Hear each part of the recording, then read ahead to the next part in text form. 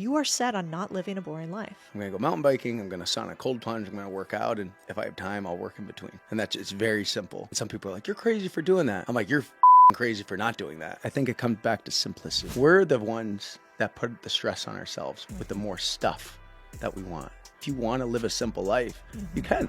Literally the least interesting thing about this next guest is the fact that he just sold his business for a ton of money. And this wasn't even his first business he sold. He sold businesses prior to this. Also, maybe the least interesting thing is that he's partnered with a billionaire, another friend of mine, Jesse Eitzler, who you guys probably know, married to Sarah Blakely and founder of a bunch of other companies. I actually think the most interesting thing about this next guest is that he's going to talk to us about how do you live a not boring life? How do you turn your life into one big series of adventures and fun? Which, quite honestly, when I first think about that, my immediate reaction is like, that must be nice for somebody else, because like I have to work. Like I don't got time for this. I don't know everybody else has got time for all this fun. But by the end of the podcast, he kind of convinced me of 3 things to do differently this year so that I actually have more fun, so my life is less boring, so that if I come to the end of my days, I will be happy that I lived them really fully. So I think this episode is really important from that perspective. He's going to talk a little bit about his crazy adventures, like Everest climbing it, backflipping off of Everest, like climbing multiple other mountains, like going and throwing a party in Antarctica with Diplo. The list is like so long, it's ridiculous. But what I hope you take away from Devin Levesque today is that it is actually possible to build 9-figure businesses, like a company like ProMix, his company. It is possible to build multiple businesses like Running Man and All Day Running, which he owns as well, while having a farm with a bunch of cool animals on it, having an incredible life, living in multiple locations, all while having started by putting up drywall. Just like his father had, working in construction. And so I think this is a great episode of a dude who just said, I'm going to construct my life and I'm not going to let anybody get in my fucking way to do it. I hope you enjoy this episode with Devin Levesque. So I was reading some statistics. Yes. We'll see if it's true or not. 800 people attempt to hike Everest every year. Only 50% make it. 5 to 20 people die in the pursuit. And you just hiked Everest, summited it, but you also almost fell off the mountain, or you did fall off the mountain. Can you tell me about that? Yeah, so summited on May 21st, which statistically is the most common day to summit in history. Yeah, since 1953, Tenzing, Norway, and Sir Edmund Hillary summited the first time, as they say. And since then, May 21st has been.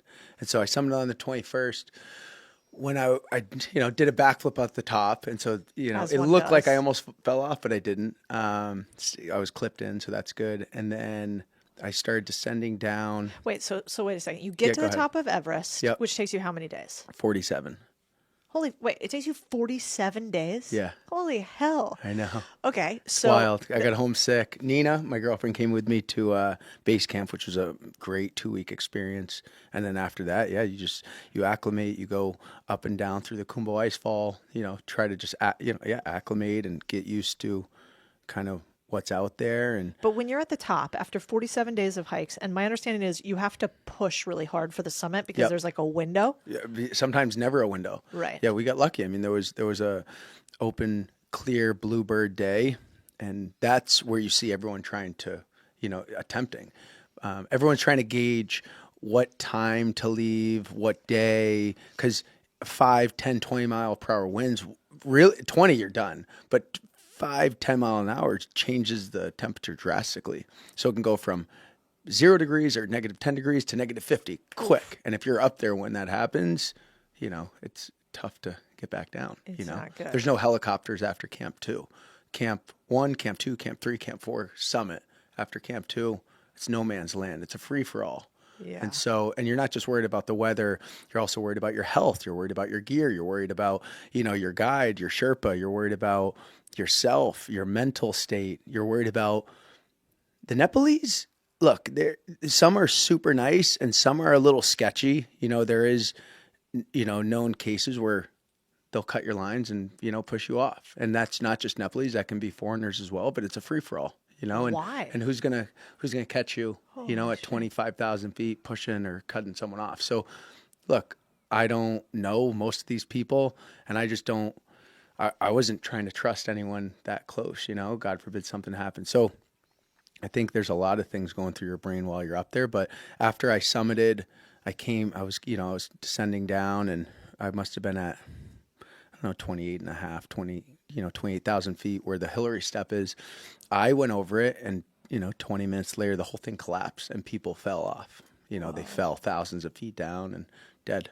So yeah, they're still out there. Unfortunately, God bless them and their families. But yeah, it's crazy. I mean, So you're I not would never only go back. battling the mountain, you're battling humans. Yeah, humans, the mountain, health, yourself, gear, your oxygen, weather, God, you know, the Himalayas. You're just there's so many factors. It's not just, oh, I've climbed a couple 14ers in Colorado, I can go do Everest. That's not, you know, that's not what it is. Not you the know? same thing. Yeah. And obviously I've hiked one Mount Ever, Mount Baker, and that was like scary enough for me. And but I remember when we were talking in the sauna, you were explaining how like there's portions of the mountain where they're almost vertical. Well, they are vertical, I'm sure. Yeah. And you have to be careful that other people aren't sort of falling down on you, and you have to rubble. or rubble or whatever. Rocks. And there was a story you were kind of telling me about somebody who wasn't clipped in. Yes. Yeah. So that was from camp 2 to camp 3, say about 22,000 feet up. There was a storm that came up. You know, I was making my push to summit at the time. So I was going up. And once the storm came in, you have to make a decision to come down and redo that hike all again the next day or at all, or just keep going. And there was no weather patterns, you know, that extreme in the forecast. And so, you know, I said to Jen and Dr. John, I was like, let's keep going. And, you know, they questioned it for a sec, but, you know, they kind of agreed. They're like, yeah, we think this is going to pass as well. So I kept going up. We kept going up, and we're on this ledge. And, you know, it's about, you know, 1,000-foot drop below you. You're standing on, you know, a couple inches, you know, of snow. And now those people are coming at you. And you have to make your way around them. So you have to clip in one side, clip in the other, go around them, unclip one side, and you have to do that to every person. And one of the girls that was coming down, I didn't know it was a girl at the time. It was two people coming towards me on this, you know, this couple inches on this ledge. She was clipped to her Sherpa, and the Sherpa goes to clip around me, and he didn't clip, and she happened to fall. But they were clipped together, and so she pulled the guy right in front of me. So they both fell. And instincts, I just grabbed the rope, and they were just dangling there. And I think, you know, obviously if I didn't grab that, they wouldn't be with us anymore. But they stuck their feet in, and you know, pulled themselves up. And I remember the girl I saw her hair, and she just looks at me, and I'm like, she's like, thank you. And I'm like, holy shit. I'm like, this is crazy right now. And 10 seconds later, I fell. And I remember I fell, I was clipped in, and I fell, you know, whatever, 4 feet. But those seconds, I was just like, shit. I said, shit. I was like, shit. And it caught me, and I was just dangling there. And all I was thinking about was, really, Devin, shit was going to be your last word? Like, that's what you were going to say? The last things you say on earth was shit? Profound. And so I'll always remember that. That was scary. My heart dropped. I pulled myself up. But, I mean, it's just scary up there. You don't know the weather. You don't know the people. Everyone's from all over the world. Some people are out there for certain, you know, intentions. Some people are out there for others. And you just don't know. It's a total no man's land out there. And you're just so tired and exhausted and homesick, and it's just crazy. I would never go back. It's not really my jam. I also, you know, I don't want to, you know, put this category out there, but a lot of people that are on the mountains, a lot of men and women that I met are single. I'm a family guy. I want to get married. I want to have kids. You know, I love being around my community. There's a lot of lone wolves out there that are just out there, and which is fine, but conversation is just a lot different with them versus, you know, some of my best friends who have, you know, 3 kids, a wife, and, you know, we have different values in conversation. So, I'm not saying I'm not about the mountaineering community, but there's definitely a lot of lone wolves when you start to go to these, more profound mountains and high altitude places. Oh, I could only imagine. You know, I remember we kind of got right when COVID had hit and was done, actually. So quarantine was over, whatever. Our guide was an Everest guide, but he hadn't hiked or climbed or whatever the appropriate term is for all of COVID because they were shut down. And he lived right outside Mount Baker, which is where we're going. So he ended up being our guide, but he was this hard ass, right? He's with like 7 chicks like me. We're like, like no fucking idea what we're doing. Never done a mountain, shoes breaking. We're a total nightmare. This guy must have hated his life.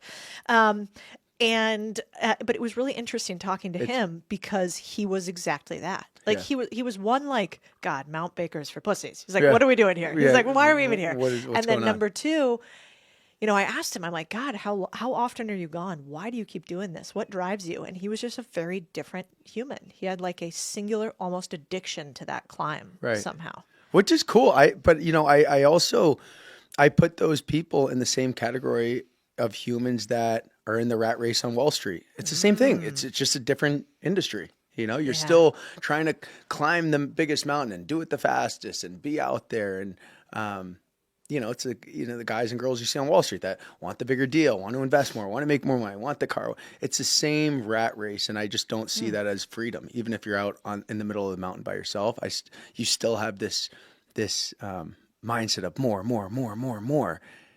Business, more, mountain, more. Like when you're in that, you can't get out of this. You can never be calm. You can never find true calmness if you're always wanting more. And so I think, I noticed that with some people out there as well. Like, man, this isn't calming. I came out here to be calm. I came out here to calm my mind. And why did you decide to hike Everest? I've always wanted to do it since I was a kid. I want to see what it feels like to stand at the top of the world. I wanted to, to see what my body's capable of. I enjoy learning the different gear and, meeting the different cultures and food. I wouldn't recommend Nepalese food, but, I dropped out of college. I use these different high altitude mountains and embedded myself in these cultures as my school. Like this is my learning experience. So, I've had some of the craziest conversations, in Antarctica on Vincent or, on Aconcagua, with, this random, business guy who started this, drink, in Mexico and is now selling it in 7,000 stores. And I'm just like, wow, like I would have never learned this in college, and how is he doing it versus the US? And then I meet this one European who did the same thing, but in Europe. So like it opened your brain into kind of what's out there. So 1, learning, curiosity is big for me. 2, just what is my body capable of? And then 3 is, I speak about this a lot, but Marcus Aurelius has an amazing quote: the nearer a man comes to a calm mind, the closer he is to real strength. And so I want to try things and do things to help calm my brain as much as possible and find calmness, being able to, focus on one thing at a time and being able to turn this guy off when I need to. It's stressful, and I think we grow old fast if this thing is constantly racing. So being able to, add in some calmness and no phone and no society and no parents telling you what to do and no boss or no one. You're just on a mountain. You're worried about yourself and that other person. You're not worried about likes or views on Instagram. You're not worried about how much money's in your account. You're not worried about that next big business venture and, if it's delayed or not. You're just worried about staying freaking alive. And it comes back to the simplicity of life. And so that's what I gain on these mountains, is just like simplicity. Here's a question for you. How much of your life do you actually control? And you got to be honest with yourself. You have power over your mind, not outside events. Realize this and you will find strength. That was Marcus Aurelius. And it's as true now as it was 2,000 years ago. So are you in control of your life, or is it controlling you? Wealth doesn't come from sitting out and sticking to the safety net of your comfort zone. It's built by acquiring equity or owning something, your time, your choices, your assets. The richest people in the world, they know this. The wealthiest demographic of the U.S. right now, ages 55 to 59, understand this concept, and they own the most businesses. That's why this February, I'm hosting a 3-day virtual event that's unlike anything we've ever done before.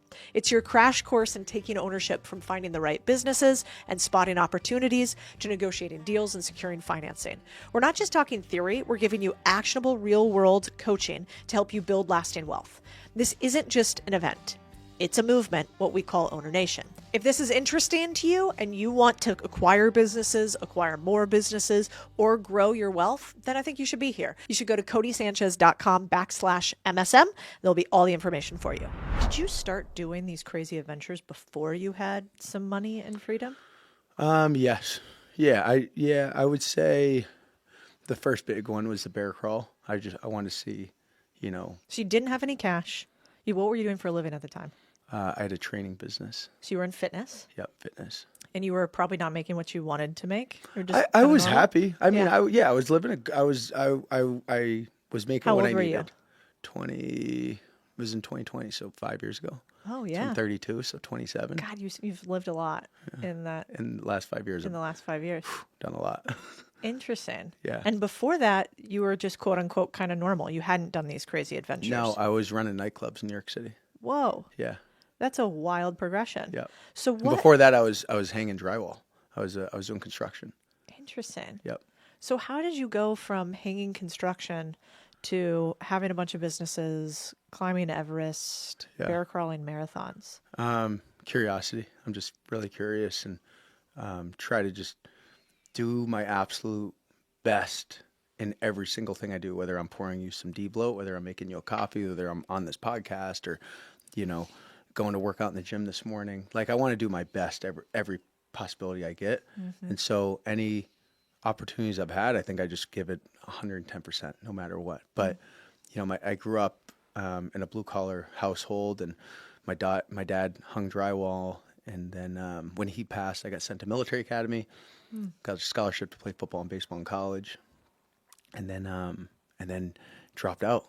And I was like, this isn't for me. I started bartending, bar backing, trying to make some money in the hospitality world, and just gave it. I was the best freaking bar back in the world. I was a bartender's best friend. I will make your job as easy as possible. And I told myself, I'm like, look, bar back is, dishwashing and bar back is one of the lowest positions in hospitality, but I'm going to be the best freaking one out there, And then the restaurant owner saw that. He's like, do you want to bartend? I'm like, yes. And then all of a sudden they're like, do you want to manage the place? And I was like, yes. And then all of a sudden I had an opportunity to open my own spot. And so it's literally just giving it 110%, every time. What would you tell a young Devin today listening to this who's like, man, I don't want to live a boring life. I want an adventure.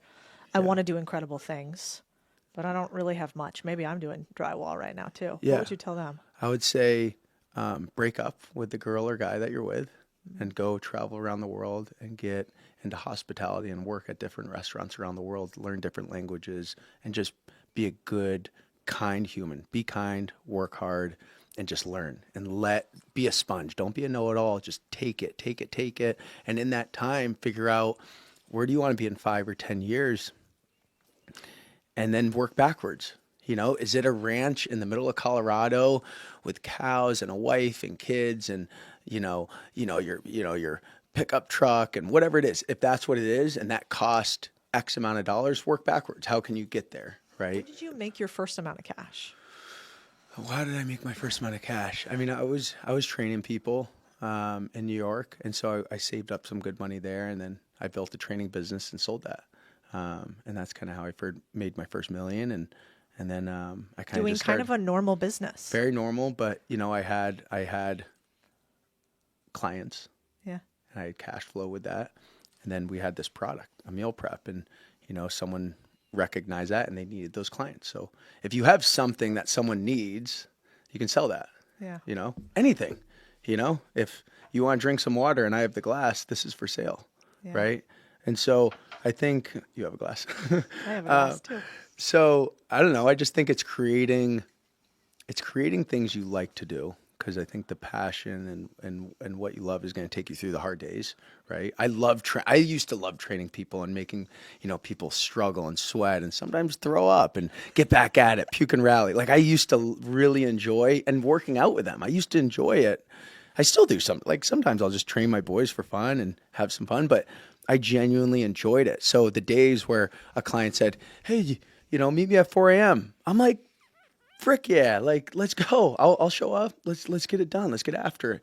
if you don't have that passion, then it's just not, Hard to it's compete. not worth it. Yeah. It's Yeah. not, you're not going to compete against me. If I like to wake up at 4 a.m. and work out and you don't, but you want to start a training business, like we're not, eventually I'm going to, you know, surpass you. So Yeah, it's hard. It's really hard to beat obsession, I think. it's almost impossible. Yeah, they can beat intelligence, Right. but it's super hard to beat somebody who's obsessed, more obsessed than I am. I agree with that. You know, one of the things I liked too last we were chatting is I was saying to you something like, oh, I'm going to do this work thing related. And you were like, yeah, I'm going to Aspen. I'm going skiing tomorrow or something, right? Yeah, yeah. And I was like, well, you know, you seem to go skiing or things like that a lot. Yeah. Why can you do that so often? How do you integrate so much adventure into your life? Yeah. You know, now people might say, well, you're successful, he has money, he can do that. But there's plenty of people who have more money than you or I that do not do that. Yeah. But it seems like you are set on not living a boring life. Yeah, I put it first on the calendar. That's that. If I'm making my calendar throughout the day, it's I'm going to go mountain biking, I'm going to sauna cold plunge, I'm going to work out, and if I have time, I'll work in between. And that's it's very simple. And some people are like, "You're crazy for doing that." I'm like, "You're fucking crazy for not doing that." That is crazy to me that you're not doing the things that you like and you're not having fun. It blows my mind actually when people put work first and money first and like the things they think matter first.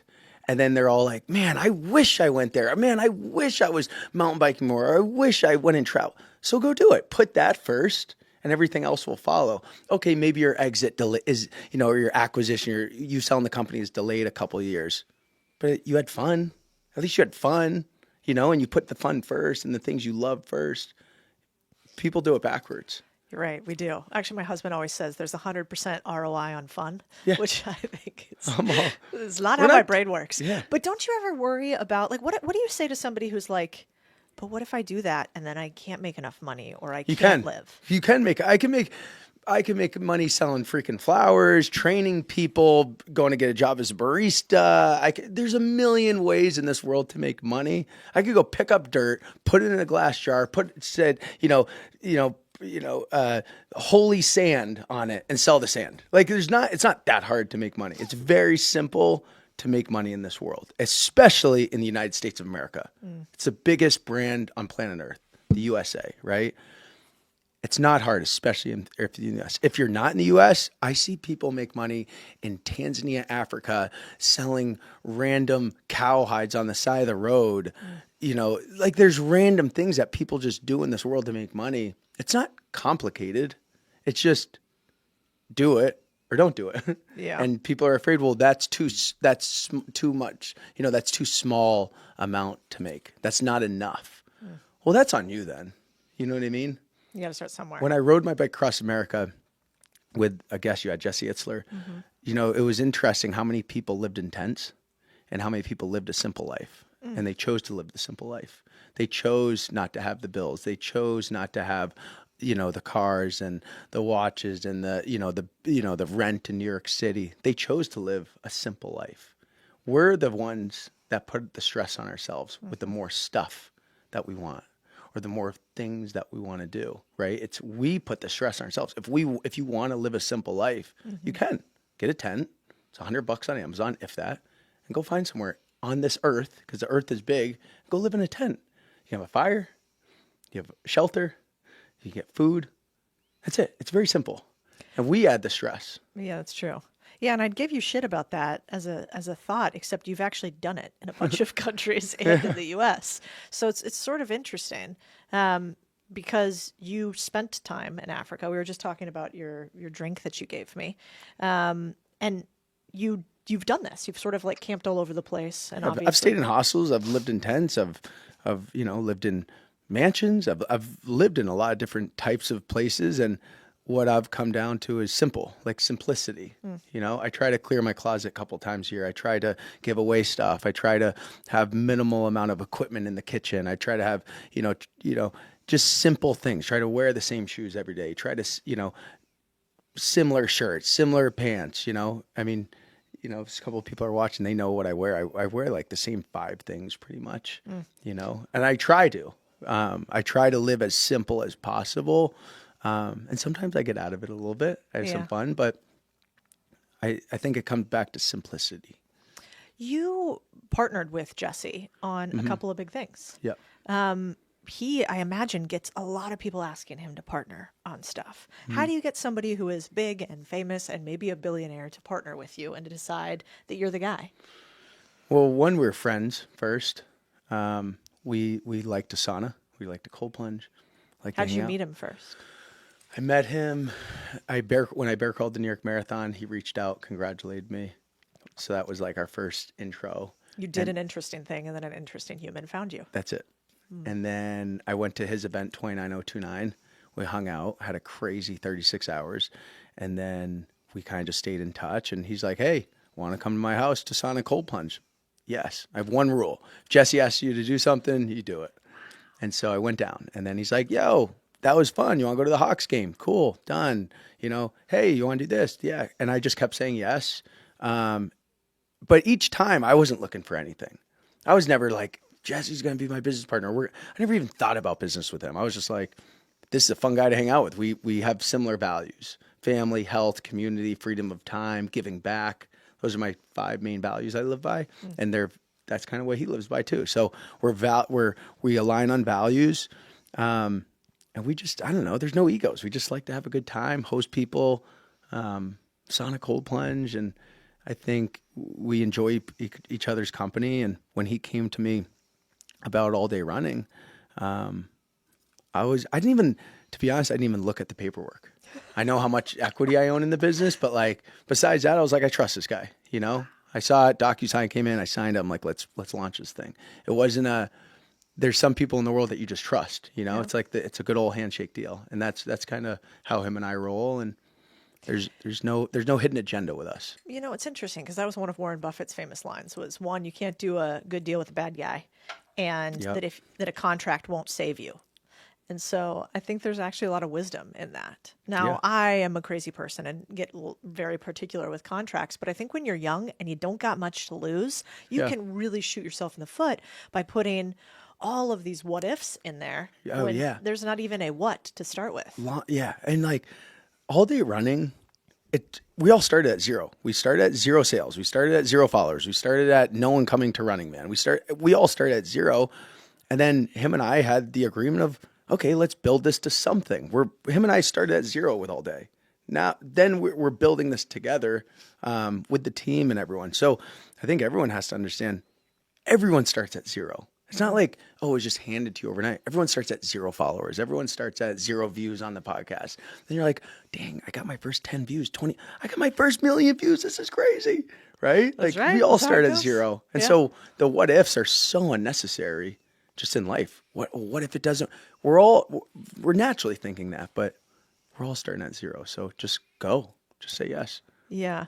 But now you have All Day Running Company, which is that what owns like Running Man and the biggest sauna and all those things you have? What does that all encompass? Yeah. All Day Running, we started with like 20 different concepts. We started with a calendar. We started with, daily workouts. We started with gear. We started with a monthly call. We start with run clubs, and we do that on purpose. Throw it at the wall. See what sticks. That didn't kind of work. That worked. That didn't work. This didn't work. Cool. Yes. No. Running Man was a festival. It came down to schedule. Jesse and I have limited time, so this allows us to do it once a year. It's a blank canvas for us. We can do whatever we want there. It's fun. It's what we like to do.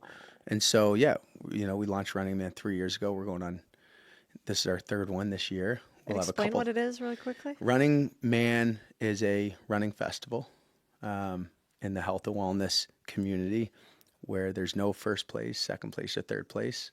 You have 3 days. We put the timer on, and you can run as much as you want. Whoa. Some people sign up for 5K and end up doing 50 miles. And you can walk, run, crawl, do whatever you want. In between, you can stop. You have a tracker on. You could stop, go hit a sauna, grab a beer, listen to Mike Posner play, hit a goat yoga session. You can do whatever you want. It's just it's Burning Man without the drugs.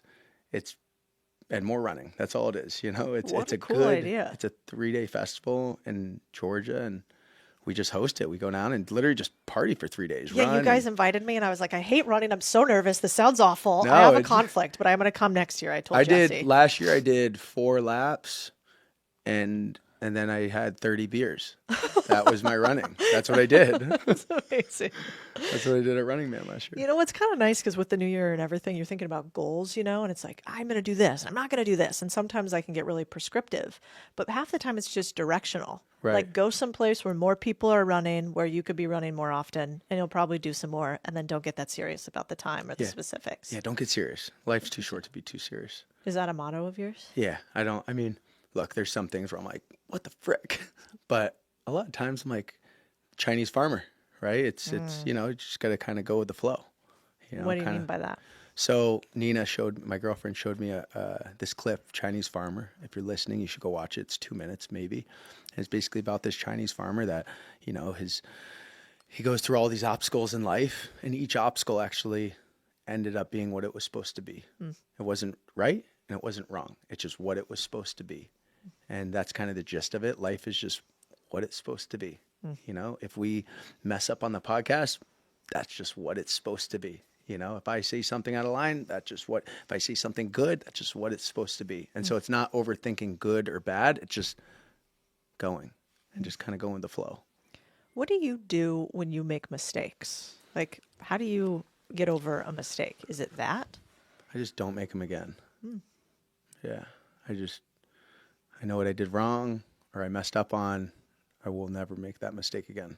And it's embedded in my brain. I make it a point, to the point where I'll tell people I made that mistake. Because with learning, if you read it, you speak it, you teach it, that's how you embed it. And so I like to tell people my problems, or not problems, my mistakes, I should say, Interesting. because then it's embedded. I will never, bring on these 10 influencers at X amount of dollars and launch them at this and do blah, blah, blah, blah. I'll do it this way next time. And now I know forever I'm not going to, make that mistake again. Yeah, that's kind of important. I think often when I make a mistake, the way I repeat it is you try to hide it. You're like, whoops, that didn't really okay, we'll just kind of scan over that. Yeah. And then it's almost like the universe is kind of like, hey, man, remember this happened? What are you going to do about it? Yeah. Yeah, I embed it. I speak it, and I'm okay with that. Look, we're all human. I've made a lot, obviously a lot of mistakes. I think it's okay. It's good. That's how we learn.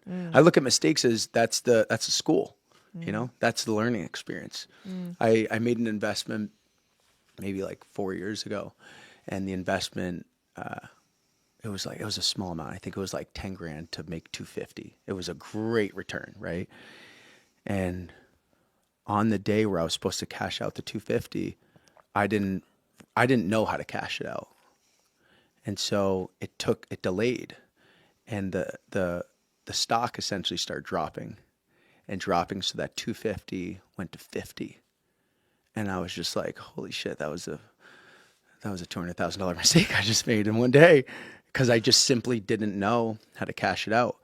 And I was really furious for a couple minutes, and then I was like, okay, I'll never make that mistake again. That was a very expensive, learning experience, but it was a learning experience nonetheless. So that's just what it is. Yeah, you just and I will, Cody, I'll never make that freaking mistake again. I promise you. What's the mistake? Investing in the stock market with quick returns, or not knowing how to cash out? Not knowing how to cash out. Yeah, I didn't have the right system set up and people set up to cash it out. So yeah. Well, if it makes you feel any better, that's happened to me a lot. Okay. A lot of times when you invest in private companies, before they go public, you have 90-day lockup periods, right? Yeah. And so, you might think you're doing really well on the private side, but then when they went public back in our cannabis days, we had a lot of companies where, man, they did great for those first 30 or 60 days. Right. But I was just sitting there like, God, I don't think they're going to make it to 90, and they didn't. Yeah. So I never really like investing in the stock market for that reason. Too many other people can influence your outcome. Yeah. I have a little bit, but I don't really do stock market. I like private stuff I can really control. Yeah. One of the things that's wild that you have that I was looking up is you own a farm now. Yes. Tell me about the farm. What made you buy a farm? Oh, you have 2 now? Yeah. I have one in Austin, Cedar Trunk Ranch. Okay, I don't know anything about that one. I know about the honey farm. Yeah, Sweet Honey Farm. Uh-huh. Sweet Honey Farm, bought it as my home. It's a farm. It's a working farm. And I had an open door policy to my friends.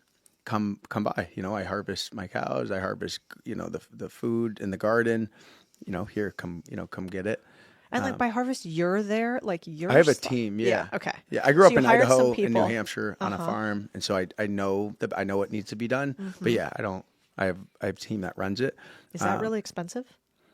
It gets expensive. Yeah, very expensive if you don't have a revenue stream in. Yeah. And so I kind of noticed that. I was like, this is a black hole if I don't, sell the meat, or I don't sell the garden goods, or I don't put some type of cash flow onto the property. And so with farms, you can do CSA, community supported agriculture. And so I opened up a CSA farm. And so people pay an annual fee and they get access to my farms. And second one's going in Nashville. Third one's going in Colorado. Wow. So it's basically like a subscription to your farm. Correct.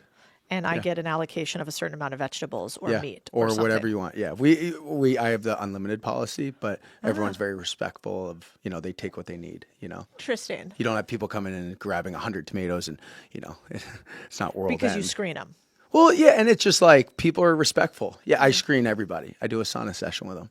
Oh, interesting. But most of them, I have a big network. They're a lot of my friends and, just people that come live local around New York City. Interesting. And so it's only 45 minutes from New York City. And, we play pickleball, basketball, sauna, cold plunge, work out. There's a coffee shop on the property.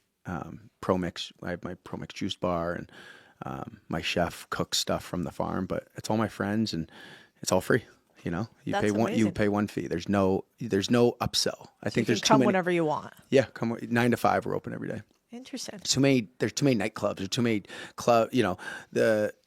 these clubs where they're pushing alcohol on you. They're pushing all these upsells of, get a massage for $500 and, use our hyperbaric chamber for another $500 and, grab a dinner with your friends for $2,000 and you leave. You're like, oh my God, I spent $4,000 at this freaking place. I don't want that. It's $7,500 for the year and you get everything. And I'm just putting, I'm not serving alcohol. There's no drugs. It's just very come and feel good. And so it's attracted a lot of founders, a lot of people that I would say there's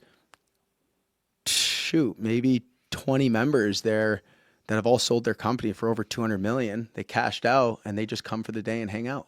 I love that because they get to be gentlemen farmers, which is like a new thing without all the ride horses. Yeah. You have giant horses there that I've seen. Yeah. Big boys. Do you also have mini ponies? I have one mini pony. I'm into that. I'm coming. He's tiny. Buttons. The kids can ride him. The big Clydesdales. Yeah, they weigh 2,500 pounds. They're huge. That's and then wild. I have a couple Arabian horses, a couple Mustangs. The tiny horse, cows, Scottish Highland cows. Oh yeah, the cute ones, fuzzies. 300 chickens. 300 chickens? Yeah. 100 chickens are meat chickens, so I'll harvest those in 6 weeks, and we just got them. And then how do you decide if it's a meat or a ongoing just two different chicken? types of chicken. Okay, it's not personality based. Yeah. No, Maybe. there's no scorecard. Like you get to stay. Yeah, you get to go. Pain in the ass. They turn to meat. Okay. Meat Tracks. soup. No. No and then the other chickens, they produce eggs, and then everything from the garden goes to the eggs or goes to the chickens. They produce eggs and we eat them. And wow, this is a big enterprise. It's a super fun project. I love it. It's kind of, some people sell their company and invest in restaurants. This is kind of my restaurant. This is not a restaurant, but it's kind of my hobby, and it just attracts really good people. And you're going to open up around the country. Yes. Wow. There's 10,000 people on the wait list. That's crazy from your videos. Yeah. You have a big Instagram where in as far as I can tell, you document this stuff. It's not that much content creation. It's like, today I'm doing a 47-hour long sauna with all my buddies, and then you document it. That's it. And then through that is how you get the 10,000 people on your wait list. Yeah, I'm just raw, authentic, I don't want to use the word authentic because I think it's overused, but it's raw. I mean, I try to put out as much raw stuff as possible. I don't enjoy seeing things online and then meeting that person in real life, and they're too. Dude, it's not. I'm like, I don't know. It's just weird. It's not my vibe. Yeah, I want you to get sad. I'm like, I wish I didn't meet you because you seem super cool online. And I wish we could just stay there. Yeah, you know? Yeah. I just want to. My definition of success is being yourself 100% of the time. And so if I can be myself to you or to the president or to someone I just randomly met in the airport or whatever, I think that's success. Yeah. You know. Yeah, you don't have to put on show. Yeah. I think a lot of time we don't have to put on show, right?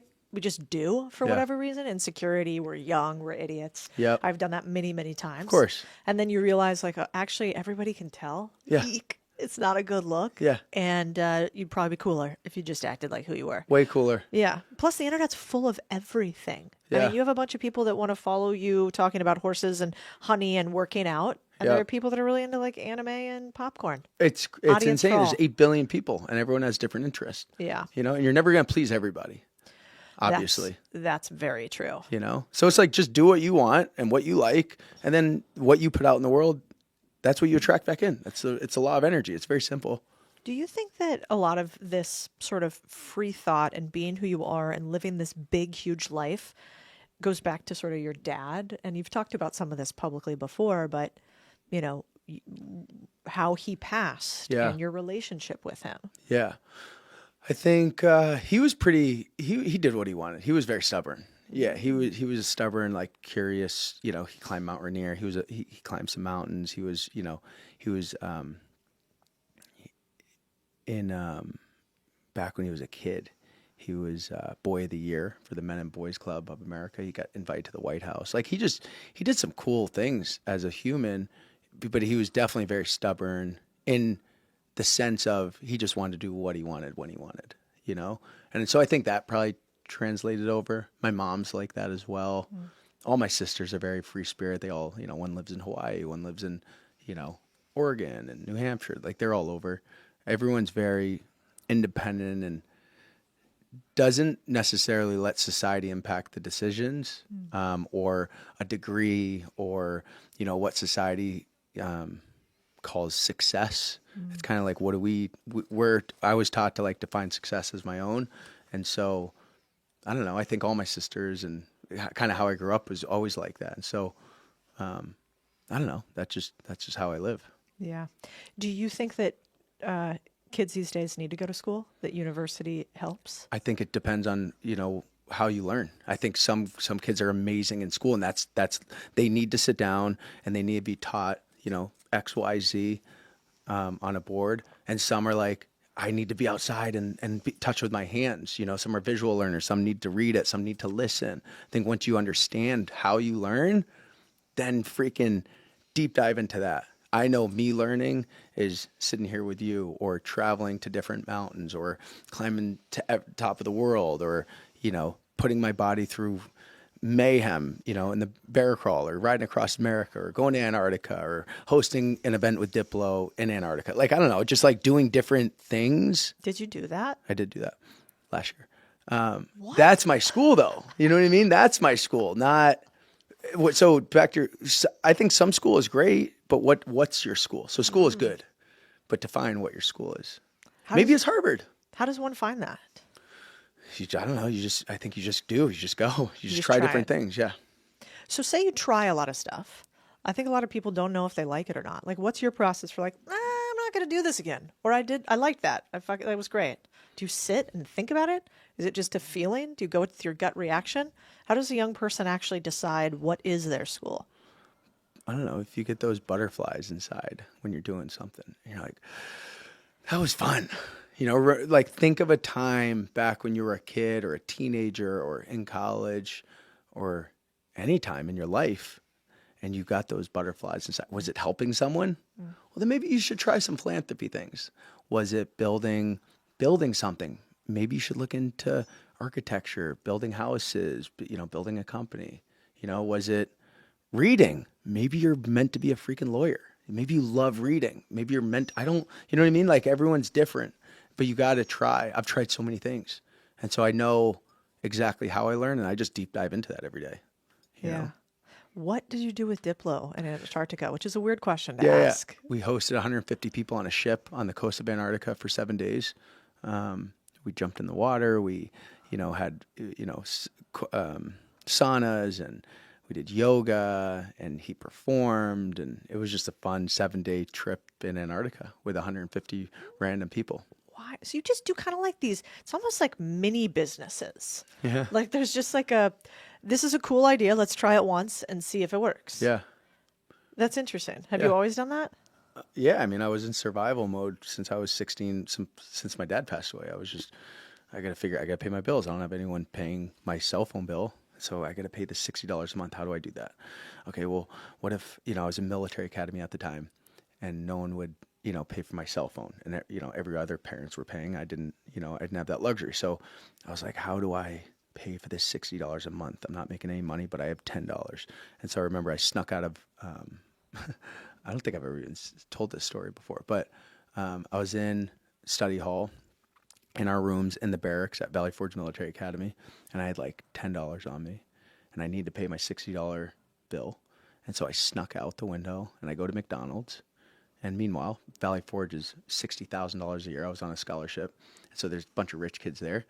And I went to McDonald's and I bought 10 McDoubles, and I came back and I sold them all for $10 a piece. And the kids bought them, and so I was like $100, 60. I just made 40, so now I have 40. And I would do that at study hall, And so I think I was always in survival mode since then, and now I just get, get scrappy and get creative with it. But what I have noticed with people that do get scrappy is that you can go two directions. One direction, you can always be scrappy and sell stuff, but it's snake oil. Yeah. And it's quick in and out. The other is you protect your reputation no matter what. And I kind of went that route. I don't just sell stuff. I don't just create stuff just to make money. I want to actually help people and create products. Hence why we started ProMix, right? I was like, man, I grew up in a health and wellness, household. I met Albert, my partner, and, there was nothing affordable with like really, really clean ingredients, like raw, where we traced it back to the farms that we got them from, and we packaged them up ourselves in glass containers. So there's no microplastics or anything. Like, how do we do this? And so we were fixing something for us, and then we were like, I think other people are going to like this as well. Some good grass-fed whey protein, some debloat for your gut, some things that we want to use, in our daily habits. And that's kind of how it came about. But it's an honest business. It's not like, oh, freaking tallow is hot right now, let's do tallow, or cryo chambers are hot right now, let's do a cryo business. It's not. I don't like going down that route. I want, a good analogy is nightclubs versus restaurants. Nightclubs are in and out. They're quick, 2-3 years. They're hot in the city. People go to them, and then 3 years later they rebrand, new nightclub. I like the restaurant that's open for 25, 30, 50 years. I want that family-owned restaurant, and so I try to go down that route with businesses and have some longevity to it versus. It's a sustainability versus these quick wins. Yeah. The quick wins are normally I don't make money on them. They're good marketing plays. They're fun. They're just fun. You know what I mean? Like and they attract a bunch of interesting people. Did we make money on the Diplo Antarctica trip? No, zero. You know what I mean? First couple of years of Running Man, we made no money. Like, these are just fun things we want to do, and I don't know. We just try to bring people together. Tell me about the trip to Africa where you found this weird nut that you're turning into seed. Yeah. Okay. I don't even know what the difference is between a nut and a seed. That's all right. Do you? A seed grows and a nut is you the eat. End growth? Is that the end product? Fact check. Fuck. Whatever. YouTube will tell us. I actually kind of want to know that. Nut versus seed. A nut you can eat, but you could eat a seed too. Can you? I mean, sunflower seed. What's the difference between a nut and a seed? What do you think, Christian? Google is saying a nut is technically a type of seed. Wow. The outer shell is considered part of the fruit, while a seed is the reproductive part of the plant that contains the potential for a new plant to grow. Doesn't it sound better when he says it too? He's like a plant. Yeah, that's it. Can we put that on here? Yeah, I want to put that on there. Yeah, Wow. 100%. Well, we will edit in Christian's beautiful British voice telling us what a nut or seed is. So you're in Africa. Where are you? I'm in Africa, in Tanzania. I was climbing Kilimanjaro, which I recommend. It's a very easy climb, hike per se. There's 14ers in Colorado are much harder, right? It's just fun. So I'm out there. It maybe takes us 6 days. I'm with some buddies. Get invited to the village that we just went up with our guides with. Is this like a Masai Mara? It's a Maasai community. Mm-hmm.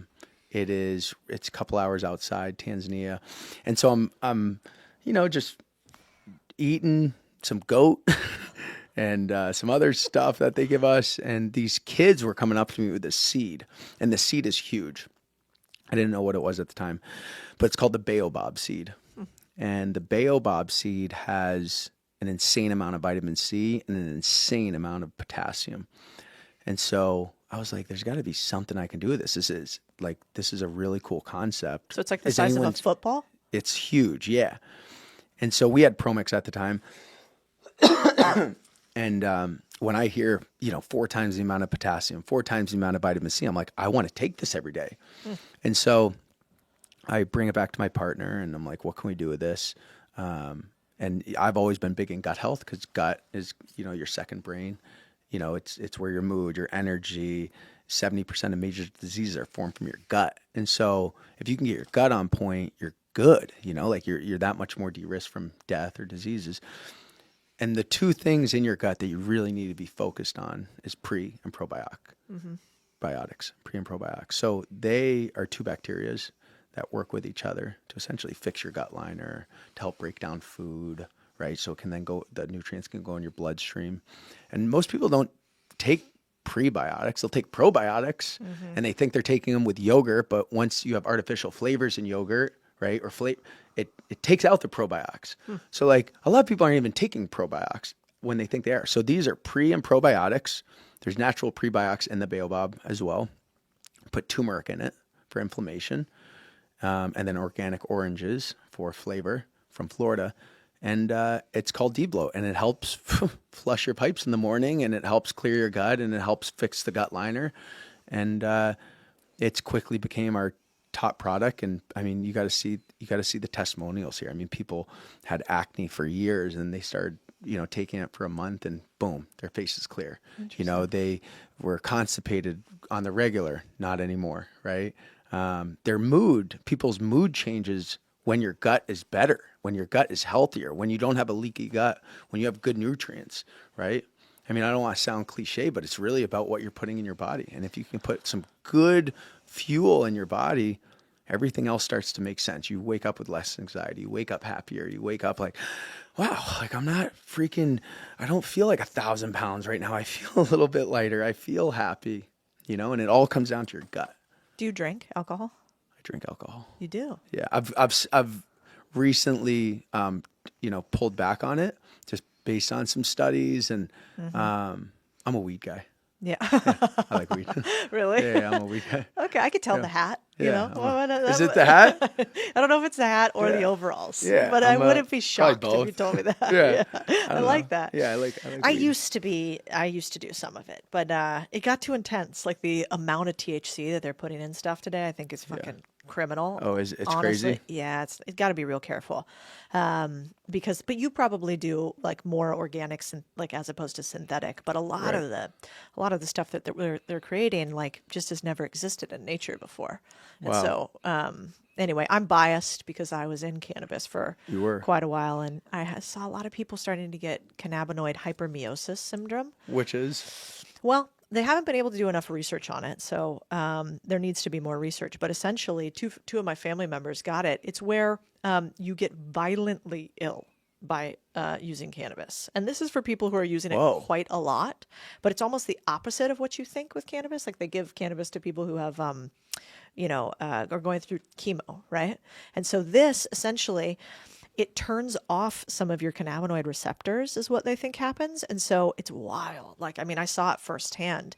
A member of my family, for 2 weeks couldn't leave the house. They have like this insane amount of hot showering they do. So like, I remember for 2 weeks, one of them was at my house and he wouldn't be able to get out of the shower. He'd get violently ill. So it would just be like really hot water kind of consistently for 2 weeks straight, basically.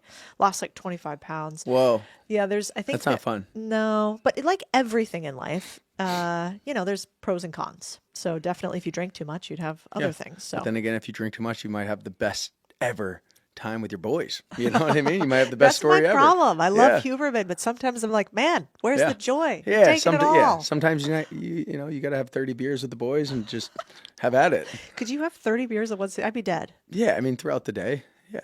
Naturally. Yeah. That's funny.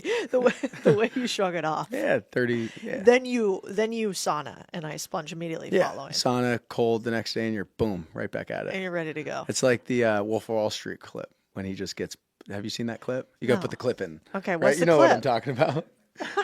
Christian. The clip. Is this like a man clip? When he like just gets after it, and then steam, sauna, gets in the helicopter back at it. This is not me. It would take me out for 2 days. Yeah. You know, kind of on that same vein, I've been obsessed lately about and reading a ton of research about young men in our country. And basically, you know, loneliness epidemic, getting married later, not having as much sex, higher suicide rates. And then I see somebody like you that I think could be an antidote to some of that. Like, what do you say or tell to young men who are struggling in today's society? Get a community around you. Find a community and join it. And also just do the basics, right? Are you drinking enough water? Overdose with water. Are you just getting sun in the morning, right? Are you just going outside, taking your shoes off and just looking at the sun?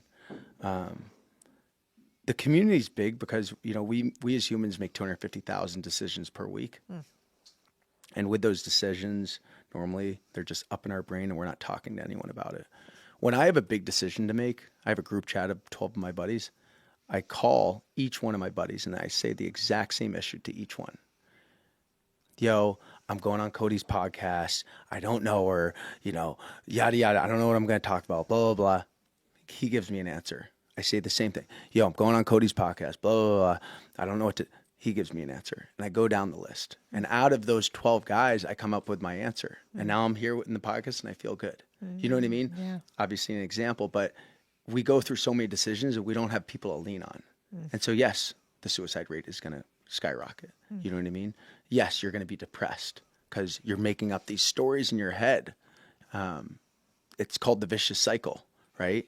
Of just, well, she didn't answer my text. Well, she didn't answer my text because I was wearing those weird shoes that day. And I was wearing those, well, I didn't mean to wear those weird shoes. Someone gave me those weird shoes. And now, meanwhile, she was at church, you know? And so if we can just calm that voice and we can have a community to lean on, and there's tons of communities out there. I mean, you see all the new run clubs, all the new member clubs opening up, all the, you know, all these new podcasts, all these new just churches, you know, there's so many different gyms. There's so many communities, tech, you know, get-togethers, book clubs. There's communities out there. Try them all. Go try jujitsu, join a book club. You know what I mean? Oh, yeah. Go to Sweet Honey Farm. It's you know? a really good point. I Join went to a community. I went to a church the other day in a movie theater, a converted movie theater here. It's Wow. called Red Rocks. And if it wasn't the best looking group of young men and women I've seen, I was like, Jesus, like this is not what my church was like back in the day. Catholic church, we were a little sad looking. But this group, I was like, whoa, if I was young and single in Austin, bam, I would definitely be there. Right. Like ethical, moral compass, young people, care about mission. I mean, all stereotypes, arguably. Yep. But I think you're right. I mean, we have two members of the team, Christian would know who, that, do you know what they do, Devin? Tell me if you've ever heard of this before. Okay. They go to a bar and they play Dungeons and Dragons. What? I know. Unbelievable. Super nerds. Wow. Love these guys. They're my sweet little nerds. But they go to this. There's a bar every Thursday night where people get together and they play Dungeons and Dragons in person. That's a community. It's a community. And I didn't even know. I kind of thought Dungeons and Dragons was like a board game. Yeah. But I guess you act it out. I've never played Dungeons and Dragons in my life. I don't even know what that is. I thought it was a video open game. invitation. I asked them. I'm like, because they're two kind of good-looking women who work for me. I'm like, what does the group look like when you walk into Dungeons and Dragons? They're like, about exactly what you think they look like. Yeah. And Oh, I was really? like, yeah, they're like, but, you know, it's awesome. And one of them's funny, Lindsay. She goes, I'm a 12 at Dungeons and Wow. Dragons. She's ripping it up. Yeah, she's killing the game. I also think with that, like to find the community, you have to have the values. Like Yeah. you have to know what your no matter what's are in life. Too many of us are going through and living off values of, you know, that business you're working for or your boss's values or your parents' values or your grandparents' values versus like, what do you care about? Yeah. You know, you're not the same person as your grandfather or grandmother or your best friend. You're a different person. And so it's like, what are the 5 things that your absolute no matter what's are? And once you know that, you can align with people with the same values versus the same industry. You're not going to get along with everyone at that real estate happy hour, right? It's just not going to happen. But you will get along with everyone if they have the exact same values as you. If mine are family, health, freedom of time, community, and giving back, and you have similar values, we're gonna have a conversation. We're gonna get along. I'm gonna be able to call you and say, yo, man, that workout was freaking tough. You know, that sauna, man, I need a hotter sauna. And you're going to be like, yeah, I need a hotter, like, we're going to connect on the things that we like and the values that we believe in and the health. And, take the gut health medicine, take the debloat, right? Like, we're going to connect on that. You're not going to connect with those people at the real estate happy hour. Yeah. So is that one thing you would tell somebody today? Like, hey, tell me what you stand for. Like, what are your 5? Yeah. Do most people that you know have a 5 or a values system? And people, yeah. I mean, my Your friends, close my friends. group, yeah. But no, not a lot of people do. If I'm to ask everyone listening to this podcast, do you have 5 things you absolutely, no matter what, live by? And if something comes on your schedule right now and it goes against your value, are you doing it? I would say 90% of people are saying, shit, yeah, he's right. Like, I do things I don't want to do. My schedule, I'm not doing it. Cody, if there's something on my schedule that doesn't align with one of those 5s, a person, a place, a thing, a business opportunity, an investment, I'm just not doing it. I don't give a fuck. I'm not doing it. I'm just not doing it. That's how stubborn I am. And I'll just tell people no. Not enough people say no. The power of no. What did Nina say the other day? She said, your yes means a lot more if you say no. She's It's more smart. powerful. I knew I liked her. Wait, so how did you get really set on these? Like, those are 5. You've listed them off twice. They're obviously real. You're not prepping for a podcast. Those are part of the real deal. Yep. When did you sit down and say, these are my 5, and how did you immortalize those? When I started feeling overwhelmed and not losing direction of life. And I called my therapist guy at the time, and he gave me that advice, Johnny Martin. He goes, he's like, you need to write this sentence on your whiteboard. And the sentence read, if a person, place, or thing does not add value to my life from a family, and I list out my values, family, community, health, freedom of time, or giving back perspective, then it's taking value from me. So if a person, place, or thing does not add value to my life from those 5 things, then it's taking value from me. And I wrote on my board, and underneath my board I had ProMix and All Day Running and Olipop and all these different companies I started or I invested in or whatever. All these things I was doing with my life and my schedule, and I simply took a red marker and I started crossing shit off that did not align. And all of a sudden my board got smaller and smaller, and I felt a whole, that feels better. Let's go. So then what do? You call up the companies and you're like, I'm out? Yeah. You kind of you cut. Yeah. I do that once a year too. I think you have to do it. I think you don't owe anybody anything. You got to be selfish sometimes and worry about your own health and your mental space and how you're spending your time. If you don't own your time, then someone else is going to puppet you around. You got to own your time, but how do you own your time if you don't even know what you want to do with your time? That's where the values come in. It's like the same thing with money. I want $100 million. What the frick are you going to do with $100 million? Do you even know how to spend $1 million? Do you even what do you mean you want $100 million? Well, I can just chill on a beach. You're going to be bored on a beach after day 5. Yeah. You want to chill on a beach? No, I'm not. Yes, you are. I promise. You're going to be bored. Figure out what you really love. I love Sweet Honey Farm. I love ProMix. It's fun. It's it aligns with my values. My values are embedded in these companies. All Day Running, Jesse, it's embedded it. It doesn't feel like work. People in the Western culture separate life and work.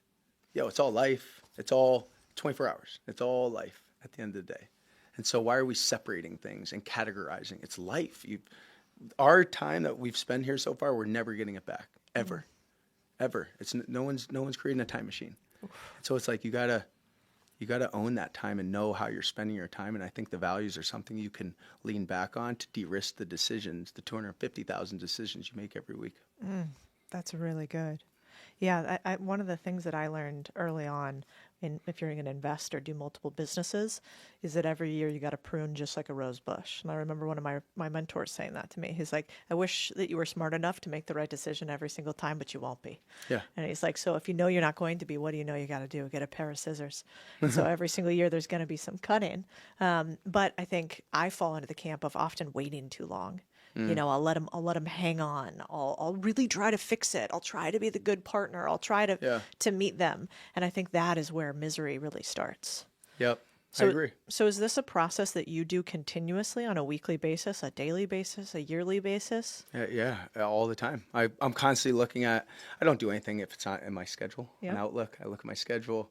I mean, feeding the dogs, going to the farm, sauna, cold plunging, it's all on there. And yeah, I look at it every morning, night before, call my assistant, yo, take that off, keep it on, whatever, and just audit accordingly every single day. A lot of the times I cancel calls, I push the calls. I don't want to take the calls. And they're probably great humans and they're doing great stuff for the world, but I'm just not spending my time doing that. Yeah. You know, and you if you're not that way, you'll get taken advantage of. You'll waste your time. You'll have regret 10 years down the road. Shit, I was doing what everyone else wanted me to do, but not what I wanted to do. You got to audit your time.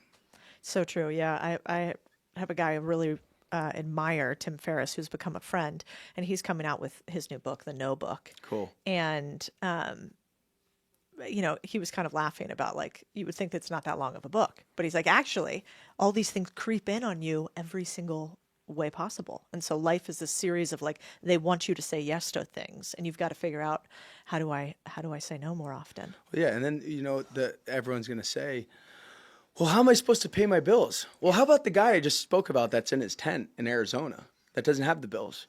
Backtrack of what you really need. Not want, need. We just sold ProMix, and I asked all my sisters, what do you need? And they all said, nothing, we're good. And I know they need something, but they all said, no, I'm good. I'm like, do you want anything? No, I'm good. I don't need anything. I'm like, those are some good sisters.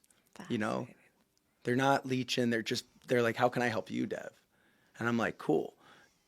Too many people go through, they think they need something, but really it's just a want. So if you can't, if you're trying to own your time and you're trying to do what you want, but you feel like, oh man, I'm held back because of bills, or I'm held back because, well, my parents want me to do X, Y, Z because I got this degree and I have to go do. Nah, fuck that. Delete it. Start from zero. Move to Jamaica. Go sell some coconuts.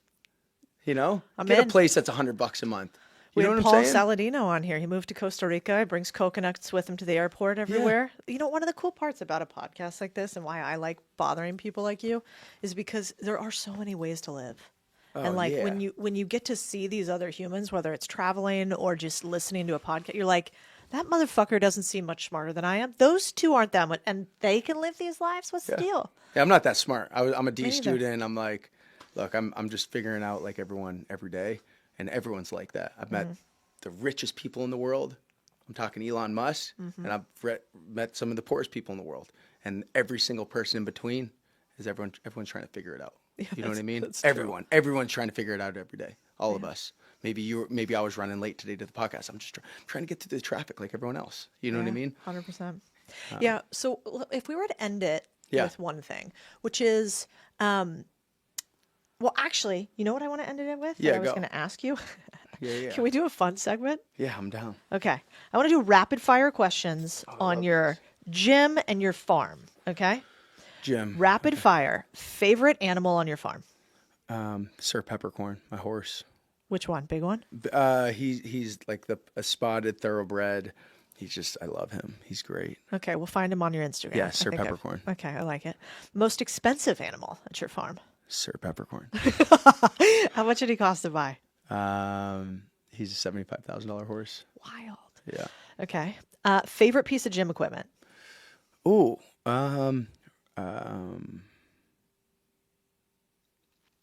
Favorite gym equipment, the sauna. Most expensive? The sauna? No. Yeah, saunas are expensive. Is this a special sauna? Yeah, I have an Oh, it's infrared and big, a traditional. Yeah. isn't it? I think I've seen Yeah. it on. It's like you can fit a small little army in there. Yeah, I have a 50-person sauna and then a 10-person sauna. So they're both pretty big. What does a 50-person sauna cost? 100,000. That's wild. Favorite event you've ever been to or hosted? Running Man. Yeah, Yeah. I need to go to Running this Man's one. so fun. How much does Everest cost to hike? $250,000.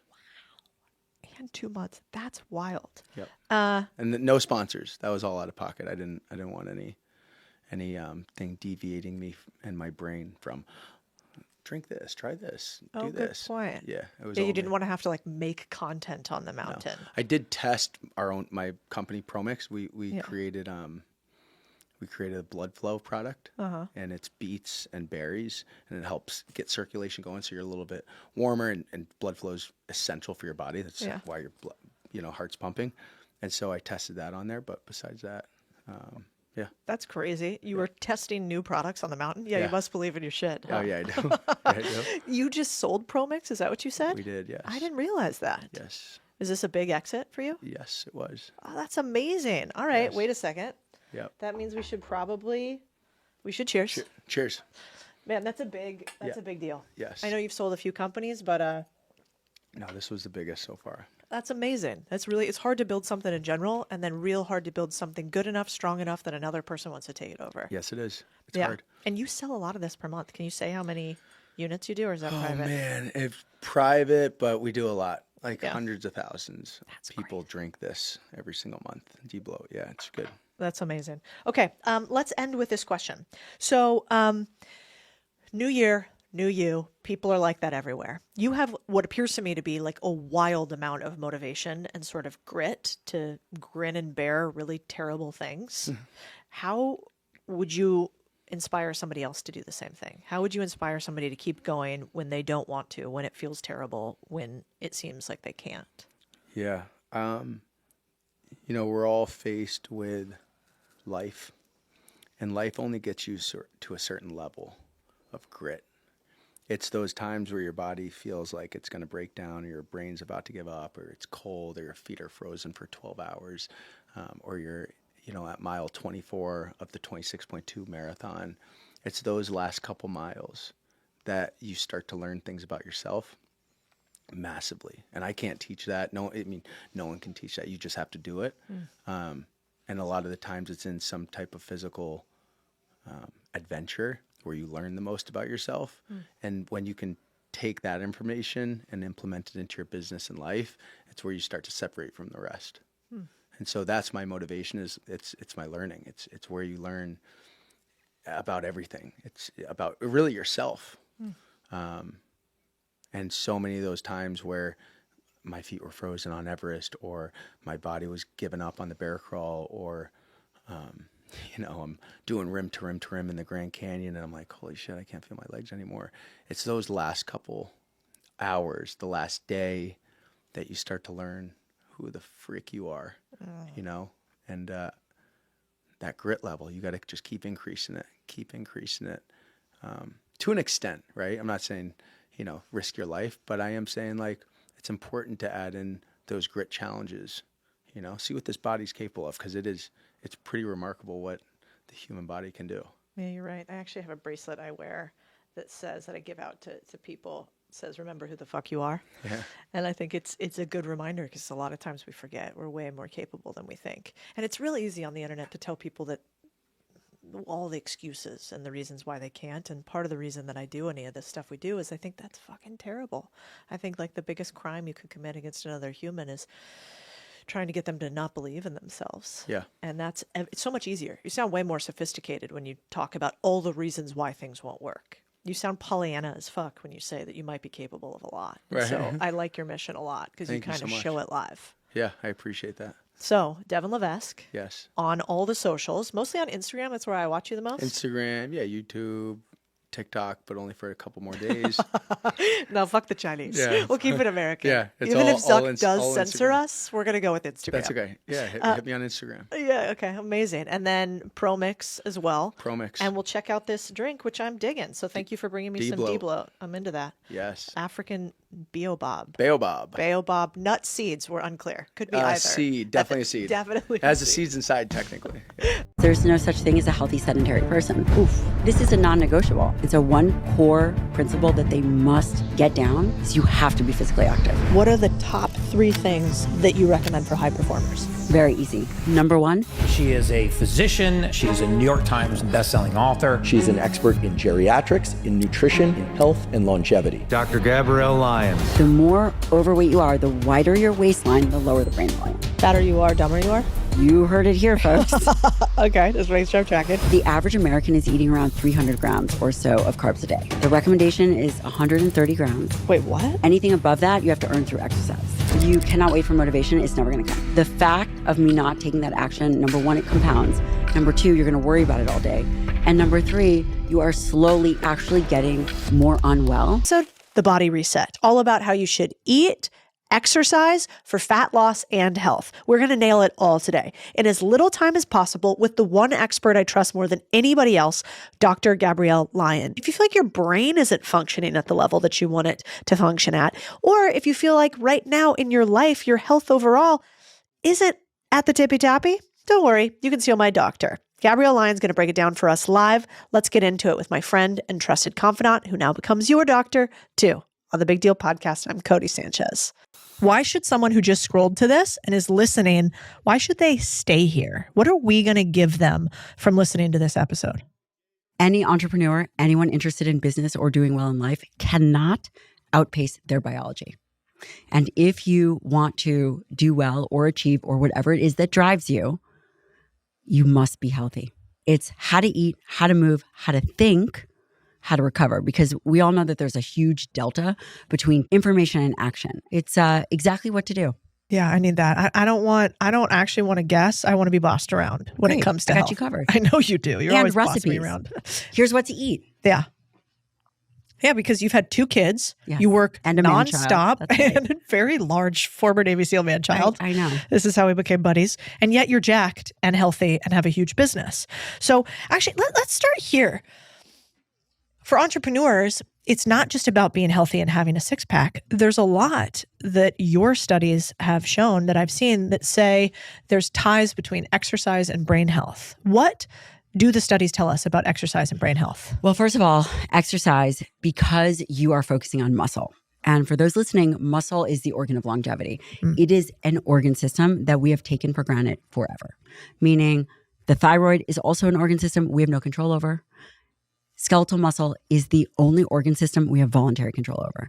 So when we choose to engage in cardiovascular exercise or resistance training, we become smarter humans. And we also, depending on the way in which we train, can think faster.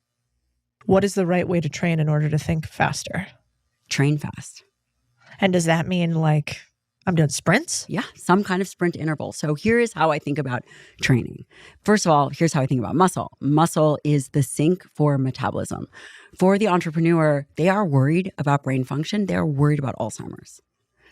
And the healthier your brain is, the less likely you are going to get Alzheimer's, because Alzheimer's is type 3 diabetes of the brain. If you want to be a good entrepreneur, then you have to have the physical skills in place, which is resistance training, which is a physical skill, to build and maintain muscle. It doesn't get easier. You have to do some kind of cardiovascular activity, again, for brain function, for healthy vasculature. And it's not much more complex than that. We could talk about mobility. We could talk about all these other things. But if someone is listening to the podcast or watching, the chances are extremely high that they're not training, because 74% of Americans are not meeting the baseline recommendation Oof. of 150 minutes and 2 days a week of resistance training. So in order to hit what you have to hit to have a smarter brain, not get Alzheimer's, perform, you have to do what?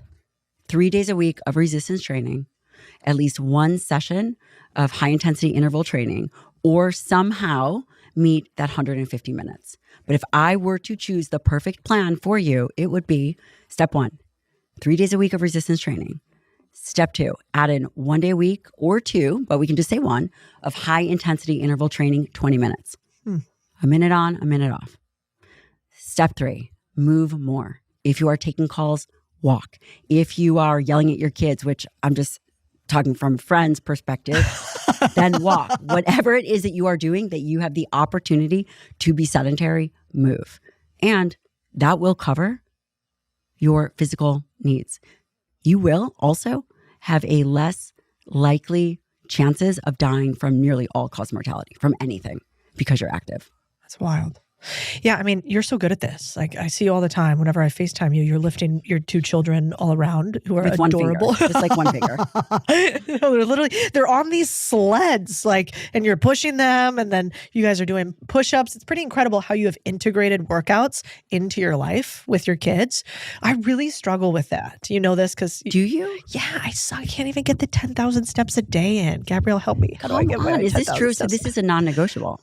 Because there's no such thing as a healthy sedentary person. Oof. And also muscle, we want it to look like a fillet. One of the main problems that happens is when we are sedentary, our muscle transitions from looking like a fillet to a Wagyu steak. Which is more expensive, but not great. And also not very Fatty. strong. Yeah. Also, it affects, for guys, erections. The more healthy muscle, and we just published this paper, and the paper demonstrates that the more healthy muscle mass you have, the greater sexual function you have. Wow. So does that just mean more erections or longer erections? More healthy, harder erections. So now that we've gotten the attention of every single man in the world, let me tell you this. By the age of 40, 40% of men will have erectile dysfunction. Whoa. By the age of 50, 50% of men will suffer from erectile dysfunction. And the cure to it is lift heavy. One cure to it is lift and get your cardiovascular activity, because that's the plumbing. So this isn't like the little blue pill, because I think the doctors get it wrong. They're like, you'll have an erection forever. All the wives are like, please, dear God, no. Can you please? This has been going on over 24 hours. That's a medical emergency. Like, if it's more than 5 minutes, I'm out. But actually what this does instead, it's not duration. It's like when you want one, it'll come, it'll be there for the period in which you want it, as opposed to some sort of monster penis. Yeah, we don't want that. And by the way, if you also do not use your genitalia, if you do not use your penis, you will lose it.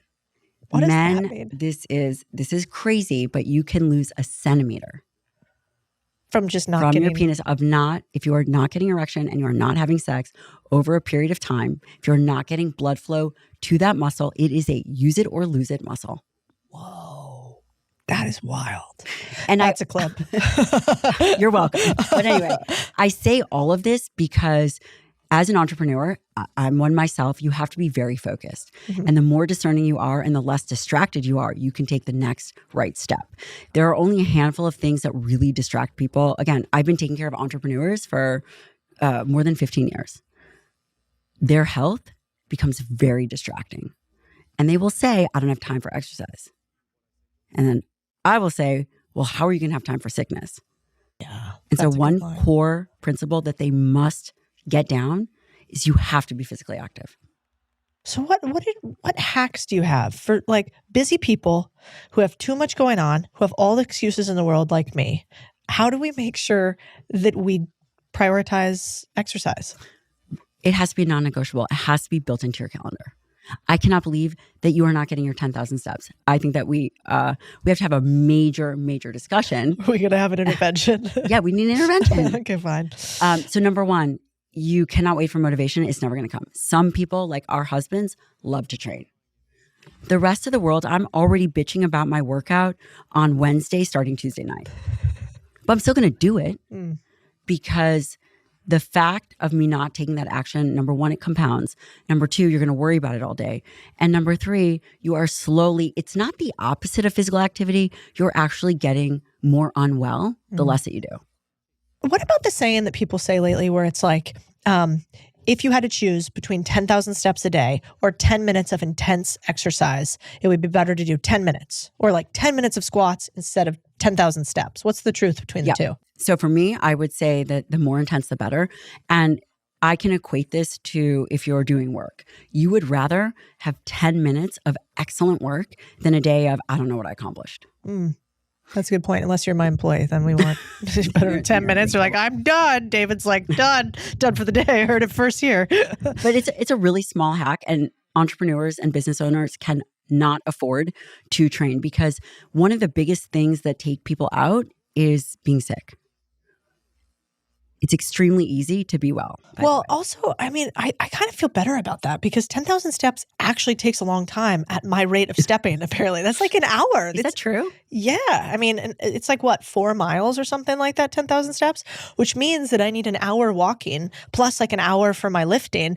Plus, I'm working. Plus my husband likes to hang out way too much. You know this. It's the same thing My with kids yours. are about to be here. It's going to be. Oh, I can't wait. Yeah. Just wait till the cameras start crashing. This is like. Hey, you said to bring them, but you couldn't easily, if I were to give you just a few hacks, you can get a treadmill dust. Yeah. You can do that. And they're like $100 on Amazon. So if you have very little money, very little time, what are the top 3 things that you recommend for high performers? Very easy. Number 1, get yourself a treadmill desk. Number 2, get either a kettlebell or some kind of resistance band. And number 3, have your first meal of the day, let's just call it a protein shake, set and ready to go. That's good. So easy. I don't do any of those things. Dude, How I are know we your best doctor. buds? How is this possible? I know. I'm changing it up. I'm on it. Somebody write this down. Okay. But it's kind of helpful, because I think in my brain, I built this thing up, and I think a lot of people listening are probably the same. You're like, I hear from Andrew Huberman, I got a 47-step routine, and then I got cold plunge, and then I got ice baths, and then I got da. And at some point, I'm like, I can't wear my Lululemon leggings because I'm going to get cancer. You're not going to be, no, you're going to be okay with that. I'm going to be okay. Yeah. So really, at the end of the day, there's fewer, better things that we can do that drive most of the performance. Humans love novelty. And novelty is one of the biggest distractions for health. We already have great innovations. It's kind of like the phone. We had the flip phone, we had the rotary phone, then we had the flip phone, then there was like the 1980s juggernaut of a phone, and now we have the iPhone. Do we really need another phone? No, we need to upgrade our software. Humans love novelty. We like the smoking diet and the phentermine diet and the cabbage soup diet. But our biology, we have a drive to eat a certain way. And once we put those foundational pieces in place, then we can chase less novelty. So, for example, anchoring your day in a high quality protein, 1 shake. It affects brain function. You're going to be much less likely to eat any of the snacks in your fucking snack room, which is like chips, and I don't even know who designed that. We need to have you go through that. But the reality is you augment your willpower. So right now, people think they have to depend on their own willpower. But if you prioritize your diet well, then you're not chasing these ebbs and flows of blood sugar. Something very simple, practical, and tactical is 30 grams of protein first thing in the morning. What are examples of fast ways to get protein in the morning? If you had 5 options, what are they? Protein shake. It could be a whey protein shake. If you don't like whey, it could be a rice pea blend. Greek yogurt, not hard. 6 eggs or a handful of eggs. Some people like steak and eggs. You can have a chicken patty. You can have, some people eat salmon for breakfast. There's a million different ways to do it. Okay. All right. So we nail this in the morning. What other high performance daily routines do you have that we can steal? Yep. Get outside first thing in the morning. Good sleep starts in the morning. Also, consistent sleep-wake times. If you are someone who has the tendency to stay up late, don't. Decide that your bedtime is going to be 10. You go to bed every night at 10. And you wake up at the same time. I do that. I'm really good at that. You are? Yeah. I go to bed at 10 every night. Okay. Do you feel better? Yeah, I sleep like a little baby. Yes, you do. Yeah. I can vouch for that. Yeah, because you always all of a sudden I was reading you, and we were in DC, and I was reading you. I was so excited about this idea of amino acids and how, whatever, it was the wartime diet. And I look over and you're asleep. Because it's the most, but she goes, I have a fascinating study I want to read you. It's like 12 o'clock at night because you are the Energizer Bunny. It's weird how much energy you have, It's a lot of actually. caffeine, actually. And you read me the world's most boring study, which is what you like to read for fun, which is also weird. Also, you're a hater, but yes, it's true. And if you get outside in the morning and you get sunlight in your eyes, no glasses, no contacts, just get out there, you're anchoring. You know, we work in a 24-hour circadian rhythm. Mm-hmm. We're mammals. That's what we do. If you anchor your morning, it sets up your night. So you are releasing melatonin, which helps with the sleep drive. It really sets you up for success because brain function can be improved with proper sleep. Because we do not think about it. When you have sleep deprivation, you are more likely to make mistakes. Not to mention your muscle protein synthesis, which is a big fancy word for, it's kind of a proxy for muscle health, is suppressed. We don't want that. No. So what does it look like when you get up in the morning? I have 2 kids. It's chaos. That's enough. Yeah. But theoretically, you get up and you walk your little kids outside. We go right outside. Immediately outside. Yes, because it's important for them. Okay. Well, it's not entirely true. Do you take your coffee with you? I was just about to say that's not entirely true. Okay. You get up, you make a coffee, you go outside. With the kids. With the kids. And we hang out. Do you ever just pull up TikTok or Instagram and scroll immediately in bed more? Never? No. Wow. No. Okay, we need to be like, I need a bracelet that says, what would Gabrielle Lyon do? And do the opposite of what would Cody do in the morning? It would be create purposeful friction. To me, that's all distraction. Yeah. And the more clear we are about the things that are important, the less we are going to make bad choices. What do you mean by create purposeful friction? What does that look like? Again, human beings, we're so predictable. And in order to be able to mitigate those highs and lows, which, you know, early on, maybe in your entrepreneurial career, you probably allowed yourself to get really hyped up. Is that true? Yeah. And following that hyped experience, did you fall equally as low? Sure. Yeah. But you did it probably for, I don't know, a handful of years. But at that peak of you amping yourself up, doing push-ups, listening to loud music before you got on stage or before you closed a big deal, most entrepreneurs will tell me that they feel kind of depressed the next day. Yeah. Yeah. Because they are chasing these highs and these lows. At the peak and the trough, meaning at the peak as high as you go and as low as you go, those are both vulnerabilities. Vulnerabilities as a doctor who cares for these people from health perspectives. That is the moment where you go off your diet plan. You know, you just feel like you need more sugar, or I don't know, they buy a car or they find a girlfriend, whatever it is, whatever their vice is, they'll go towards that. Similarly, when they are low, they are much less likely to make good physical choices. They are not going to, after a big event, go exercise. But if they were to do those things, then we don't have to spend 4 months trying to get you back on track. But it's predictable.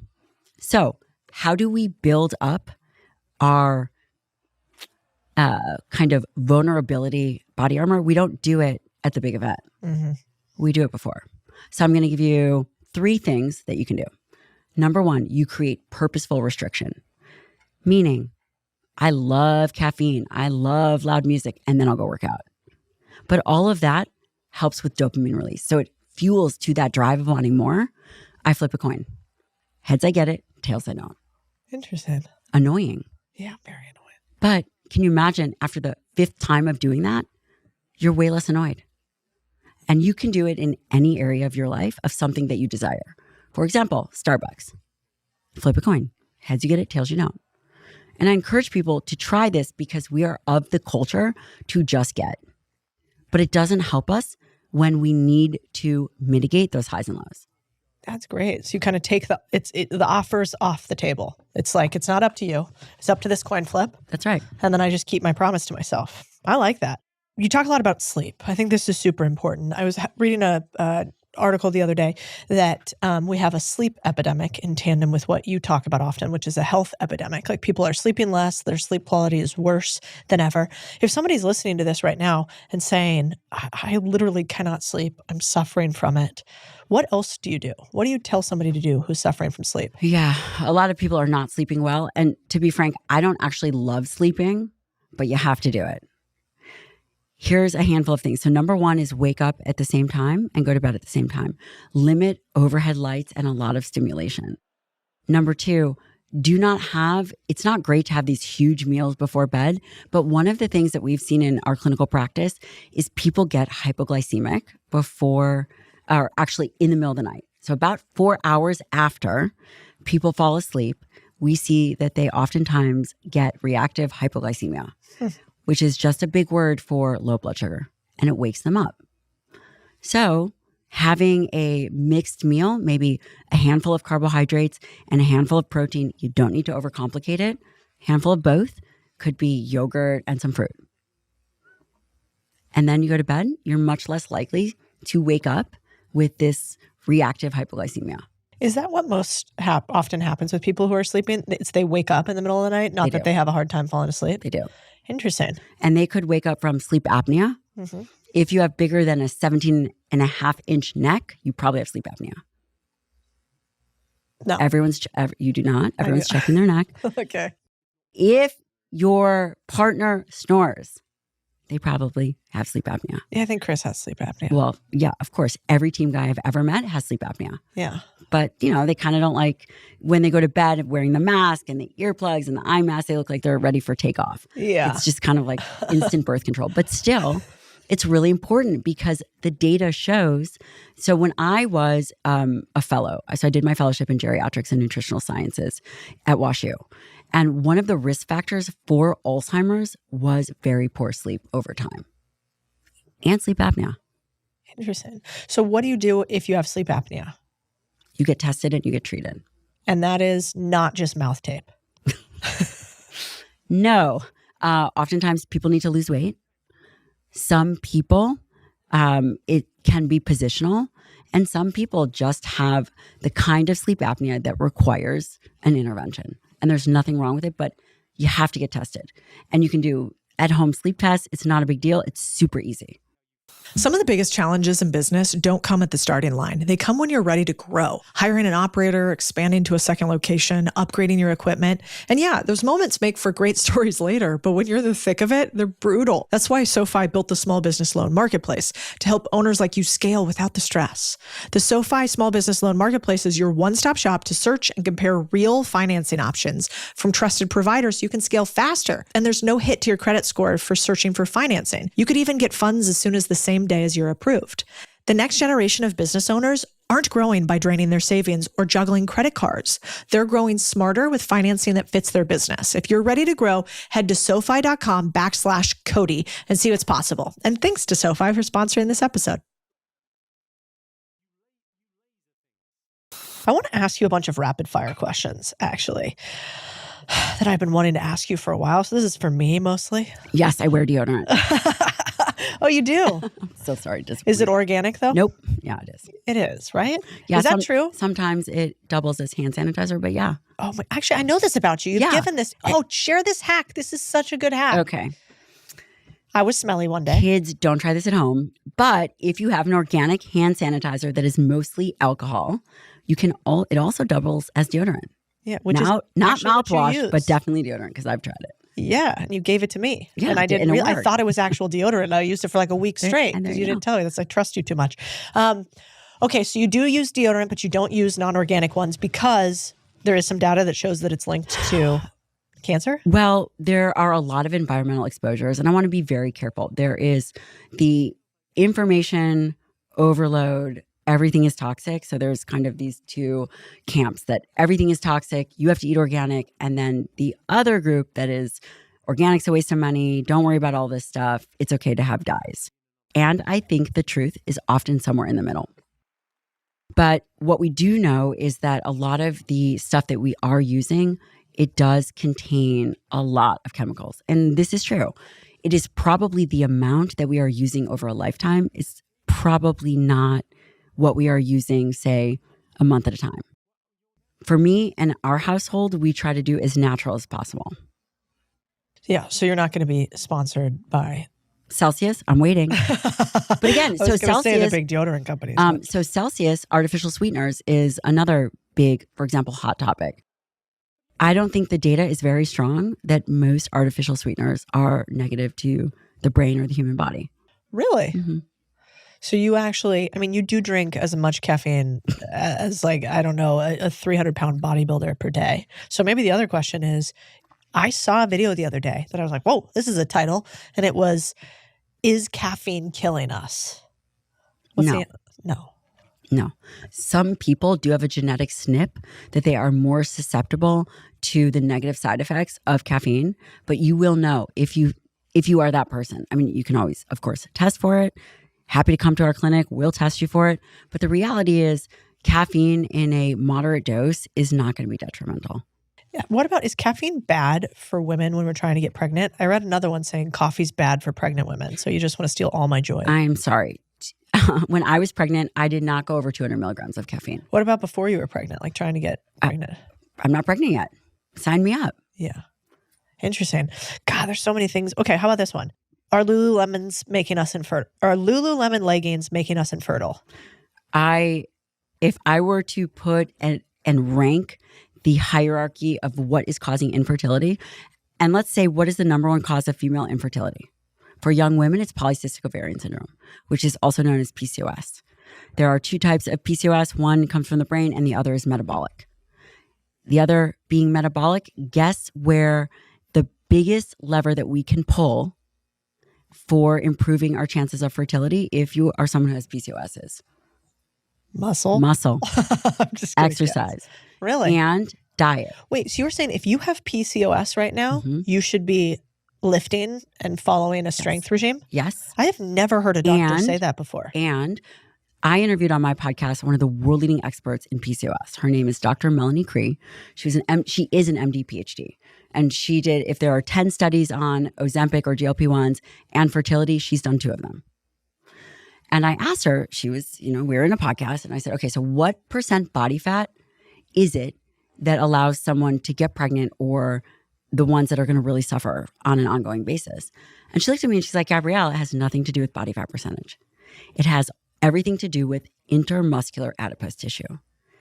To break that down, it's how much fat is actually stored in your muscle. And that comes from insulin resistance, which in part of that is being sedentary. I mean, there are genetic risks for PCOS, but what we do know is that exercise and a good diet will often, I'm being very careful about how I'm saying this, will improve people's likelihood of conceiving. Why is it that doctors by and large don't tell us things like that? It's a lot to ask for someone to be trained at an expert level in multiple domains. In order to become a physician, you're already going through 4 years of undergrad, 4 years of medical school, then training, and then a fellowship. To also ask that person to be an expert at nutrition is a lot. How many studies do you have to read to go, probably better that you work out? Not that many. Not that many. So is that really an excuse for doctors to not use it? Or is it like a liability if they say it? I don't get it. No, but I will say, and I'm just speaking from my own perspective, I think for physicians, because there is so much noise out there, I don't think that they like to step into that noisy realm. And what do I mean by this? I'll give you an example. So in order to be a board certified physician, you still have to study. It doesn't just go away once you graduate and start practicing. And many doctors would say, don't eat red meat and reduce your dietary cholesterol. But they were misinformed because dietary cholesterol recommendations were taken out of the dietary guidelines in 2015. Therefore, the information of don't eat eggs or don't eat red meat because it's bad for your cholesterol, cholesterol is not even part of the guidelines right now. Wow. What changed? I think that the scientists determined that it wasn't relevant, that dietary cholesterol had very little impact on blood level cholesterol. Dude, I feel like doctors need like a beeper or something. Can they give them the updates? Is there some nationwide system where when new data comes out, they say, well, all doctors should know this, or there's not really a way? That's a really good point. There is, but it's per specialty.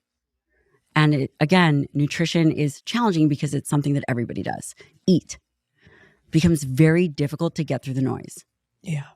And the tough part is there's the other side of the coin too, right? Which is like we have all these people online giving all of this advice who are definitely not a doctor, never read a study before or read one like on the side, don't really understand how to analyze peer-reviewed studies, and are also sharing a lot of information like if you eat seed oils, you about to die.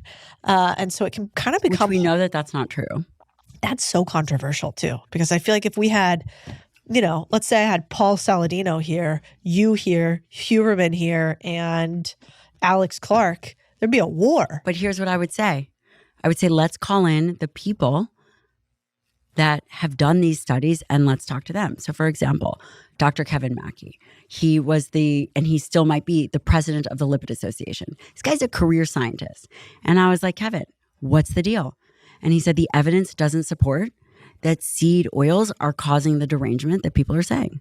What about when they say that's because the studies haven't been around long enough, or the, big pharma and the food industry are the ones that pay for it? So people will always look to something. But that's not what you're seeing in the data. You're saying these studies actually seem reasonable. We have enough data. We're analyzing it in real time. And the good studies will also talk about the limitations. And we also know that whole foods are a great choice. And if we think about that, then we can become less hyper-focused on these little things. So the issue isn't food dyes. The issue isn't seed oils. The bigger issue is, how do we feed for human health? All these other things are distractions. Then why, when I go to Europe, can I eat all the bread and all the food and I lose weight? You're probably walking more than 10,000 steps. Well, it's probably about 2,000 here, about 12,000 there. And also you're probably eating from whole food sources. Maybe you're getting outside more. But the reality is it's very difficult to hyper focus on one thing. It would be like for the entrepreneur, the one problem in your business is just because of this. You have a really rude front desk person. And you're like, no, you guys are not taking care of your taxes. You don't have good lead gen. There's I could find 100 other reasons, but the foundation is your business is not set up well. The same is for nutrition. Yeah. Okay. What about, I heard a study the other day that said loneliness causes dementia. We are, and I actually saw that study, so we are social creatures. And I don't know if it's loneliness. I mean, I think that that's probably subjective and they probably use survey data, but we do know that not being in relationships and having relationships around you is a risk factor for depression and anxiety and dementia. And so what's the solve for that? Hang out more. I like that. But not necessarily. It's interesting. So when I say hang out more, and I haven't seen this data, but we're not talking about social media hangout, having real relationships with real people that you can count on. Because AI is coming in and take over.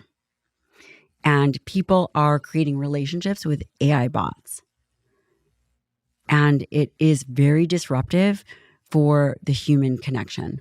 What does the data tell us about AI relationships or parasocial relationships versus in-person relationships? Like, does one supplement the other? If I'm talking to my AI all day, if I'm on Instagram all day, and I feel like I'm engaging with people, does that actually feel like engagement in my body? It's not the same, but there is data to suggest that you do have that same feeling, but it is it is not the same. And I think we're also going to start to see more of that data as well. So like for our health factor, it doesn't make me healthier and less lonely to engage online, but it does make me healthier to engage in person. Yes. And I can't say for sure. Again, I have to be very clear about, doctors and scientists, we have to be very careful about what we're saying. For some people, could it be better? Yes, but I think that it will always be better if you are engaging in person because we have nonverbal cues. Yeah. And we are somewhat of a connected nervous system. Our eyes connect. I mean, this is how we communicate. It's not just verbal communication. You cannot do that with a robot. Yeah. Well, and then obviously, aren't there a lot of studies out there about physical touch too and how important that is? Yes. And so if we're completely replacing physical touch, I imagine that can't be great. I mean, I saw it with my grandparents, for instance. One side of the family had my grandma super engaged. Like, we stayed in touch with her. She still had relationships. She still went out in the world during COVID. The other side, they were super quarantined. Nobody was around them. They never left their house. They were really antisocial, sort of like mandated. And one side, I mean, it was wild. My grandma is older. She's like asking me about ChatGPT and AI now. She's so with it. She's 100 years old. The other two, I mean, we lost them the last 5 years. Complete dementia, like lack of idea about where they are, not able to really use their own faculties at all anymore. And of course, this is all, qualitative, not quantitative. But it was hard actually watching it and seeing them completely decline almost the second that they stopped having interaction. And I personally was like, I'd rather die from COVID than like slowly decline in dementia because I'm by myself. Yeah, it's really tough. And there are other factors that we know. So for example, physical touch releases oxytocin. And oxytocin is what we think of as that bonding hormone. If you are sitting in a chair and have the massager chair, you don't release the same amount of oxytocin. And there are biological and physiological differences when you are engaging with human connection. So if they're not getting any of that, they're not having oxytocin release. And what does oxytocin release do? Is that good for your brain, essentially? It is good for your brain. It's good for your mood. Yeah. It's, think about it. Women release oxytocin when they have a baby, when they have sex, or when they orgasm. Good clarifier. You can also take oxytocin intranasally, which you can. Wait, what? Yeah, for mood, for milk letdown. Men and women can take it. Like you snuff oxytocin up your nose with like a sprayer? Yeah. Some people take allergy spray. I love that you go, yeah, totally. Aren't you doing it too, Cody? Yeah, I've got some in my purse, as a matter of fact. But the reality is what we are talking about is what are we going to do with the society that we live in now? How do we reorient ourselves to just a healthy lifestyle, which again starts with muscle, training, protein. It's not that complicated, but also good relationships, especially in the wake of this increase in AI online community. And again, if people want to perform at their best, then the ways to do that, I think, are very clear.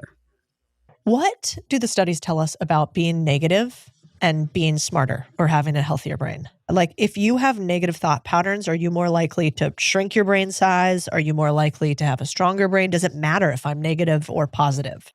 Well, I can't say that I have looked at those studies, but here's what I will tell you about the brain. That from a metabolic perspective, because this all ties in, the more overweight you are, the wider your waistline, the lower the brain volume. That's not good. Fatter you are, dumber you are? You heard it here, folks. Okay, just make sure I'm tracking. The other thing is that when you are training and when you are moving and doing cardiovascular activity, doing resistance training, you will have less atrophy. Your brain will be more robust in terms of preventing shrinkage. And this is what we see as women go through perimenopause, menopause. You do not want to be dealing with type 3 diabetes of the brain. As far as negative and positive, we know that sleep can help with brain function. That's the time the brain cleans itself. All very important. But again, a depressed brain, would someone say that that is a more unhealthy brain? I would say probably. And is this something that we are seeing accelerate in our country? Like, it seems like these days, more often than not, when I talk to my friends' grandparents, they have some version of dementia or Alzheimer's. Yes. So this is accelerating. Mm-hmm. And why do you think that is? Is this purely because of obesity and lack of muscle? I think that it's not purely, but I think that that is the main driver. Because think about all the activities that ride with healthy muscle. You're out, you're moving more, you're motivated. Is it the muscle itself? From a metabolic perspective, yes. Type 3 diabetes of the brain is insulin resistance of the brain. What your body does, your brain also does. Like, do doctors recommend muscle, strength training? Good doctors do. Good doctors do. Yeah. But most of them today would recommend basically pills and crossword puzzles, right? I think that we are starting to see a shift. For the last 50 so years, we've been focused on obesity as if this is the sole problem. And I would argue that obesity is just one problem. Alzheimer's, cardiovascular disease, diabetes, obesity, that these are all symptoms of unhealthy skeletal muscle. And if you are worried about all of these other things, including your performance at work, then you have to focus on the things that you actually have agency for, which is not actually weight loss. I cannot tell my body to lose 2 pounds, but I can tell my body, okay, you're going to go squat 120 pounds. So there are things that we have the option to control, and then the things that we don't. By the way, I have a live event. I only do one a year. It's huge. How big? Really big. In Austin, Texas, just for people who want to make more money, buy businesses, build businesses. It's called Main Street over Wall Street. So if you liked this episode, you're probably going to want to be there. There's only a couple hundred spots left. So click below. I want to shake your hand in person in Austin, Texas, or go to msows.com. MSOWS. We'll see you there. We've been blown away by how fast this show is growing. Like, getting to hang out with you every single week is so cool. But most of the people who tune in every week still haven't subscribed, which is crazy. It is the simplest way, though, to help us keep scaling. So I can't thank you enough for your support. Like, we would be nowhere without you guys. And I just want to jump back into my conversation, but I also want you to do it subscribed. Oh, and share it with a friend if you like this episode. I think it's better when you profit together, you know? I think we should try some hot takes on health. What's the dumbest diet trend you've seen people fall for? There are two. Do I have to have been alive for them? No. But there was the lucky diet. People smoke to lose weight.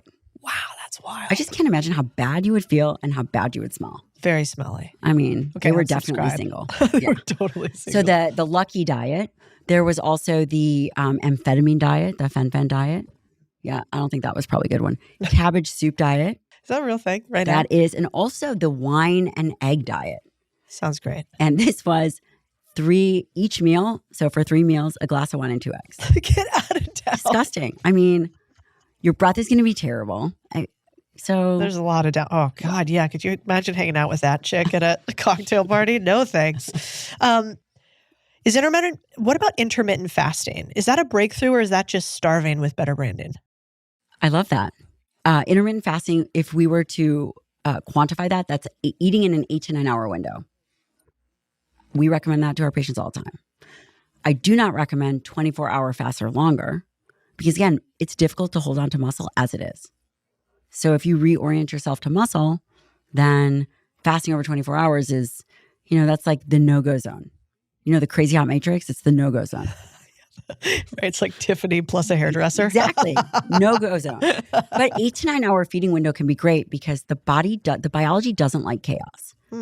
And as we are thinking about how do we get better and more healthy so that we can produce more or just show up more fully, then less chaos is better. If you are going to intermittent fast, great. But stick to those feeding windows. If it's 8 to 9 hours, then stick to that. So for a woman listening who's busy, got a lot going on, and has been told all these different things, she now knows she needs to strength train, probably. What is she eating? And what is she not doing? Like, what can we tell ourselves? Like, you can just take that off the list. Don't even worry about that right now. Okay. Should we start with what she's not doing? Yeah. If she is very busy and not training, then she should not commit carbicide. And what is this? This is the body. So the average American is eating around 300 grams or so of carbs a day.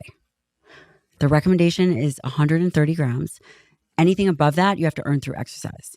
So what she's not doing, if I could say, listen, lady, if you are not training and you are sedentary, do not eat a high carbohydrate diet, or you are essentially giving yourself an oral glucose tolerance test 3 times a day. We don't want that. Because as we have these metabolic dysfunctions, she then is at a greater risk for Alzheimer's and all these other diseases. So that means no bread, less rice, less potatoes? Unless you're going to train. Okay. But this is easy. Reduce your processed carbs. Okay. What she is doing is she's having around 100 grams of protein a day. Make it simple. 50 grams in that first meal, 50 grams in that last meal. So that's like... that's the minimum. She can do that. Okay. Which would be like a shake and some eggs. Great. Or a shake and a half.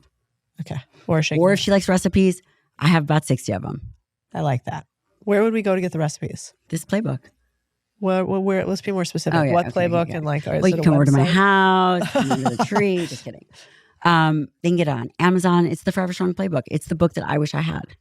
It has how to train exactly what to do, exactly how to eat, exactly how to think about all these concepts and how to recover, which no one does, in a very concise manual. Yeah, so you don't have to read because the Forever Strong book is incredible. It's dense. You'll fall asleep. You fell asleep. No, I read it and I listened to it on audiobook. Okay. You kind of fell asleep. No, Yeah. I did not fall asleep. But if I could just get the playbook of only what I'm supposed to do, I'm on it. Yeah.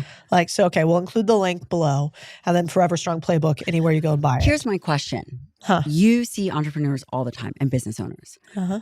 What is the disconnect between actually taking the action to get healthy? They will never outpace their biology, ever. Why, if you know this is going to make you a better business person, and if we think that entrepreneurs are like these modern day warriors, because listen, they can suffer more than anyone else that I've ever seen. So take out the military. Like, look, you guys are in your own whole other category. But entrepreneurs can suffer more pain, more loss, are willing to take risks. Yeah.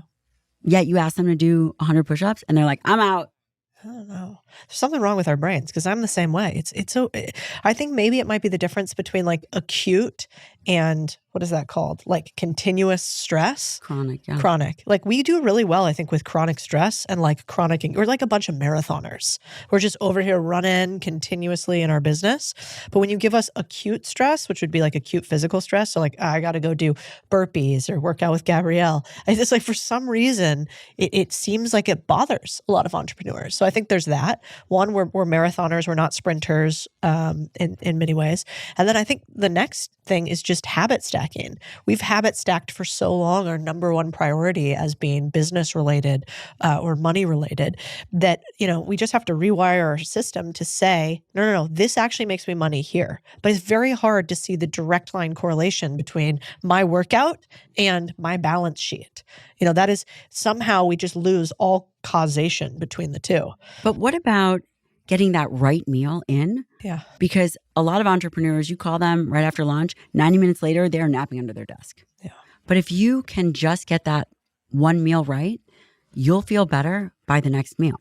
Yeah, it's totally rational. I don't know. It is. Well, I think the other thing too is a lot of entrepreneurs, when you think about it, you have so much misery during the day. I think you have a great case in your head. Humans are incredible self-rationalizers, right? So I'm like, I worked so hard today. I worked hard all day today. I took all the issue. I've also got decision fatigue by the end of the day because I'm decision.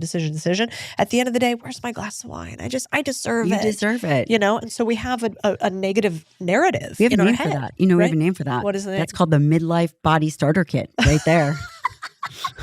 The I deserve it, the midlife body starter kit. I guarantee you another 40 pounds. That is actually very true. I mean, yeah. but yeah, I think that if we can, I believe that we can be a healthier, stronger, more robust society. Just like you think we can all be business owners. Yeah. So if we can connect the two, then you have a culture that is unstoppable. And that I think is what we're trying to get to. Yeah. I mean, I think the other thing that's like like when I get in a flow and I'm going for a few weeks, I'm killing. Like my step count high. I'm in the gym. I got the trainer. You've got the weight vest on. Yeah. Whatever happened to our weight vest calls and talks? Like that just completely fell off the wall. Well, you kept doing it. I did not. And, I think I have a very high tolerance for doing the business stuff, but I got a habit stack in order to do the physical thing.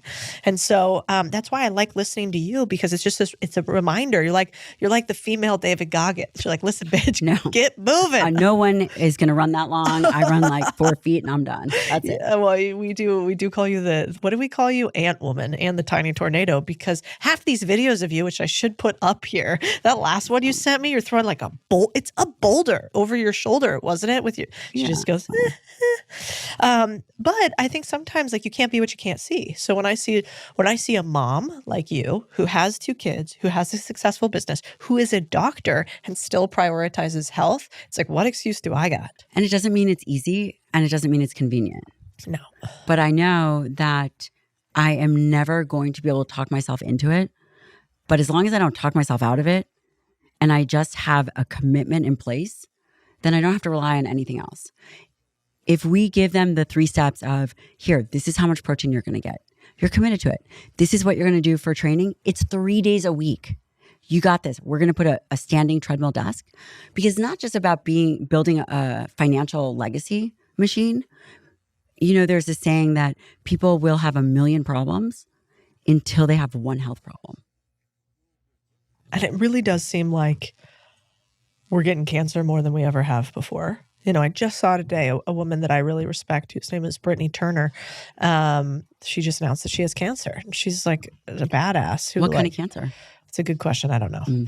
I saw it on the Instagrams, and super healthy from the outside looking. And so, you know, and then I have another girlfriend whose name is Bridget, who's been battling cancer for a year. That's really sad. And she's super young, you know, maybe 35, 38, something like that. Yeah. And I also want to say that if someone is really young and they get cancer, typically there's a genetic cause. And then also cancer is not anybody's fault. And if you see a good physician, and there's a lot of discussion whether people should do this or not, but we do this in our clinic, and we do full body Prenovo or full body MRI scans. And also we've done it for you. We do blood tests for cancers, really just screening. At the very least, it's peace of mind. And so we do know that there are certain behaviors that increase people's risks of various cancers. Obesity is one of them. I'm pretty sure alcohol is a carcinogen. This is going to be really controversial, but a ton of sun exposure. I thought that was a new thing. We don't do sunscreen anymore. No, we do. I was just telling my mom today. Mom, yes, we do sunscreen. Or at least we do sun protection clothing. Okay. You know, I'm into the clothing. I thought there was new things about how all the sunscreen has all the chemicals in it. So pick one that is a mineral-based sunscreen. Okay, or fine. wear clothes. All right. But the sun is going to, at some point, cause DNA damage. And, you know, it's a risk factor for skin cancer. Yeah, I was there more for like the aesthetic stuff. I don't want the wrinkles. Yes. Well, me neither. But again, how do we think about preparing for the inevitable, which sucks, but aging is going to happen to everybody. It's inevitable. And these things are responsibilities. How do we get your jawline? Are you got to talk to my parents. You got to talk to my parents. Son of a gun. I literally so I had can't nothing to do with chomp this. that. If you have You know those what? things. If you chew enough gum and drink enough caffeine, come talk to me in the air. I'll be Gabrielle Lyon. There you go. The kids call that snatched jawline these days. You know that? That's what you have. Well, That's good. Must be nice. I don't have that. Okay, so I want to talk about alcohol really quick. How bad is alcohol for us, really? It's not good. Like, get rid of it. Don't drink it. No good. I'm going to give you my personal opinion. Correct. I do not think alcohol. I think it is a toxin, period. And when we were examining people and we were saying, okay, so what is this person's risk factor for some kind of cognitive impairment? Alcohol was on the list. And people will say, well, a little bit of alcohol is okay. Okay, maybe, but it's kind of like, are you wanting to rationalize the fact that you are using it? Yes. Is it good? No, I personally don't think it is. Could you probably find some studies where X ounces a day is okay for you? Okay, fine. But if you want to pick a vice, just pick a different one. What vice do you supplement it with at the end of the day? Push-ups. I don't know. Oh God, you're such a psychopath. Or how about this? If you want to have some carbohydrates, fine. Have your carbohydrates, then go for your walk. Okay. So leverage your body to balance out your choice. Okay, I like that. That seems reasonable. Okay, let's end on, if you want to be the guaranteed unhealthiest person you can be, what do you do? Inverse thinking. Perfect. Do not exercise. Do not move. Walk less than 3,000 steps. Number 2, absolutely, without a doubt, high calorie, high carb, processed food diet. And number 3, don't have any friends. All right. Guaranteed my recipe for misery. And get hammered every night. Yeah, perfect. Now we're going to be the number one worst. Okay. I think the only thing that I want to end with is you have this new book coming out. You made it basically for me and people like me who won't read the whole book. What do we need to know about this book? Who is this book for? Why should we pick it up right now? If you have a body, this book is for you. Period. It is how to think, how to move, how to eat, how to recover. It will tell you everything, and it is evidence-based. It is not a workbook, but it's a playbook. So you know how they've got like the playbook for life? This is the book that I wish that I had had. So good. Dr. Gabrielle Lyon, thank Thank you for being here. Thank you you for being for my having me. bud. Thank you for bullying me. No problem. You will bully me into what I do lifting best. heavy things, having friends. I mean, it sucks, but doing what I someone's gotta say do I'm it. going to do. It's so lame. Okay, bye.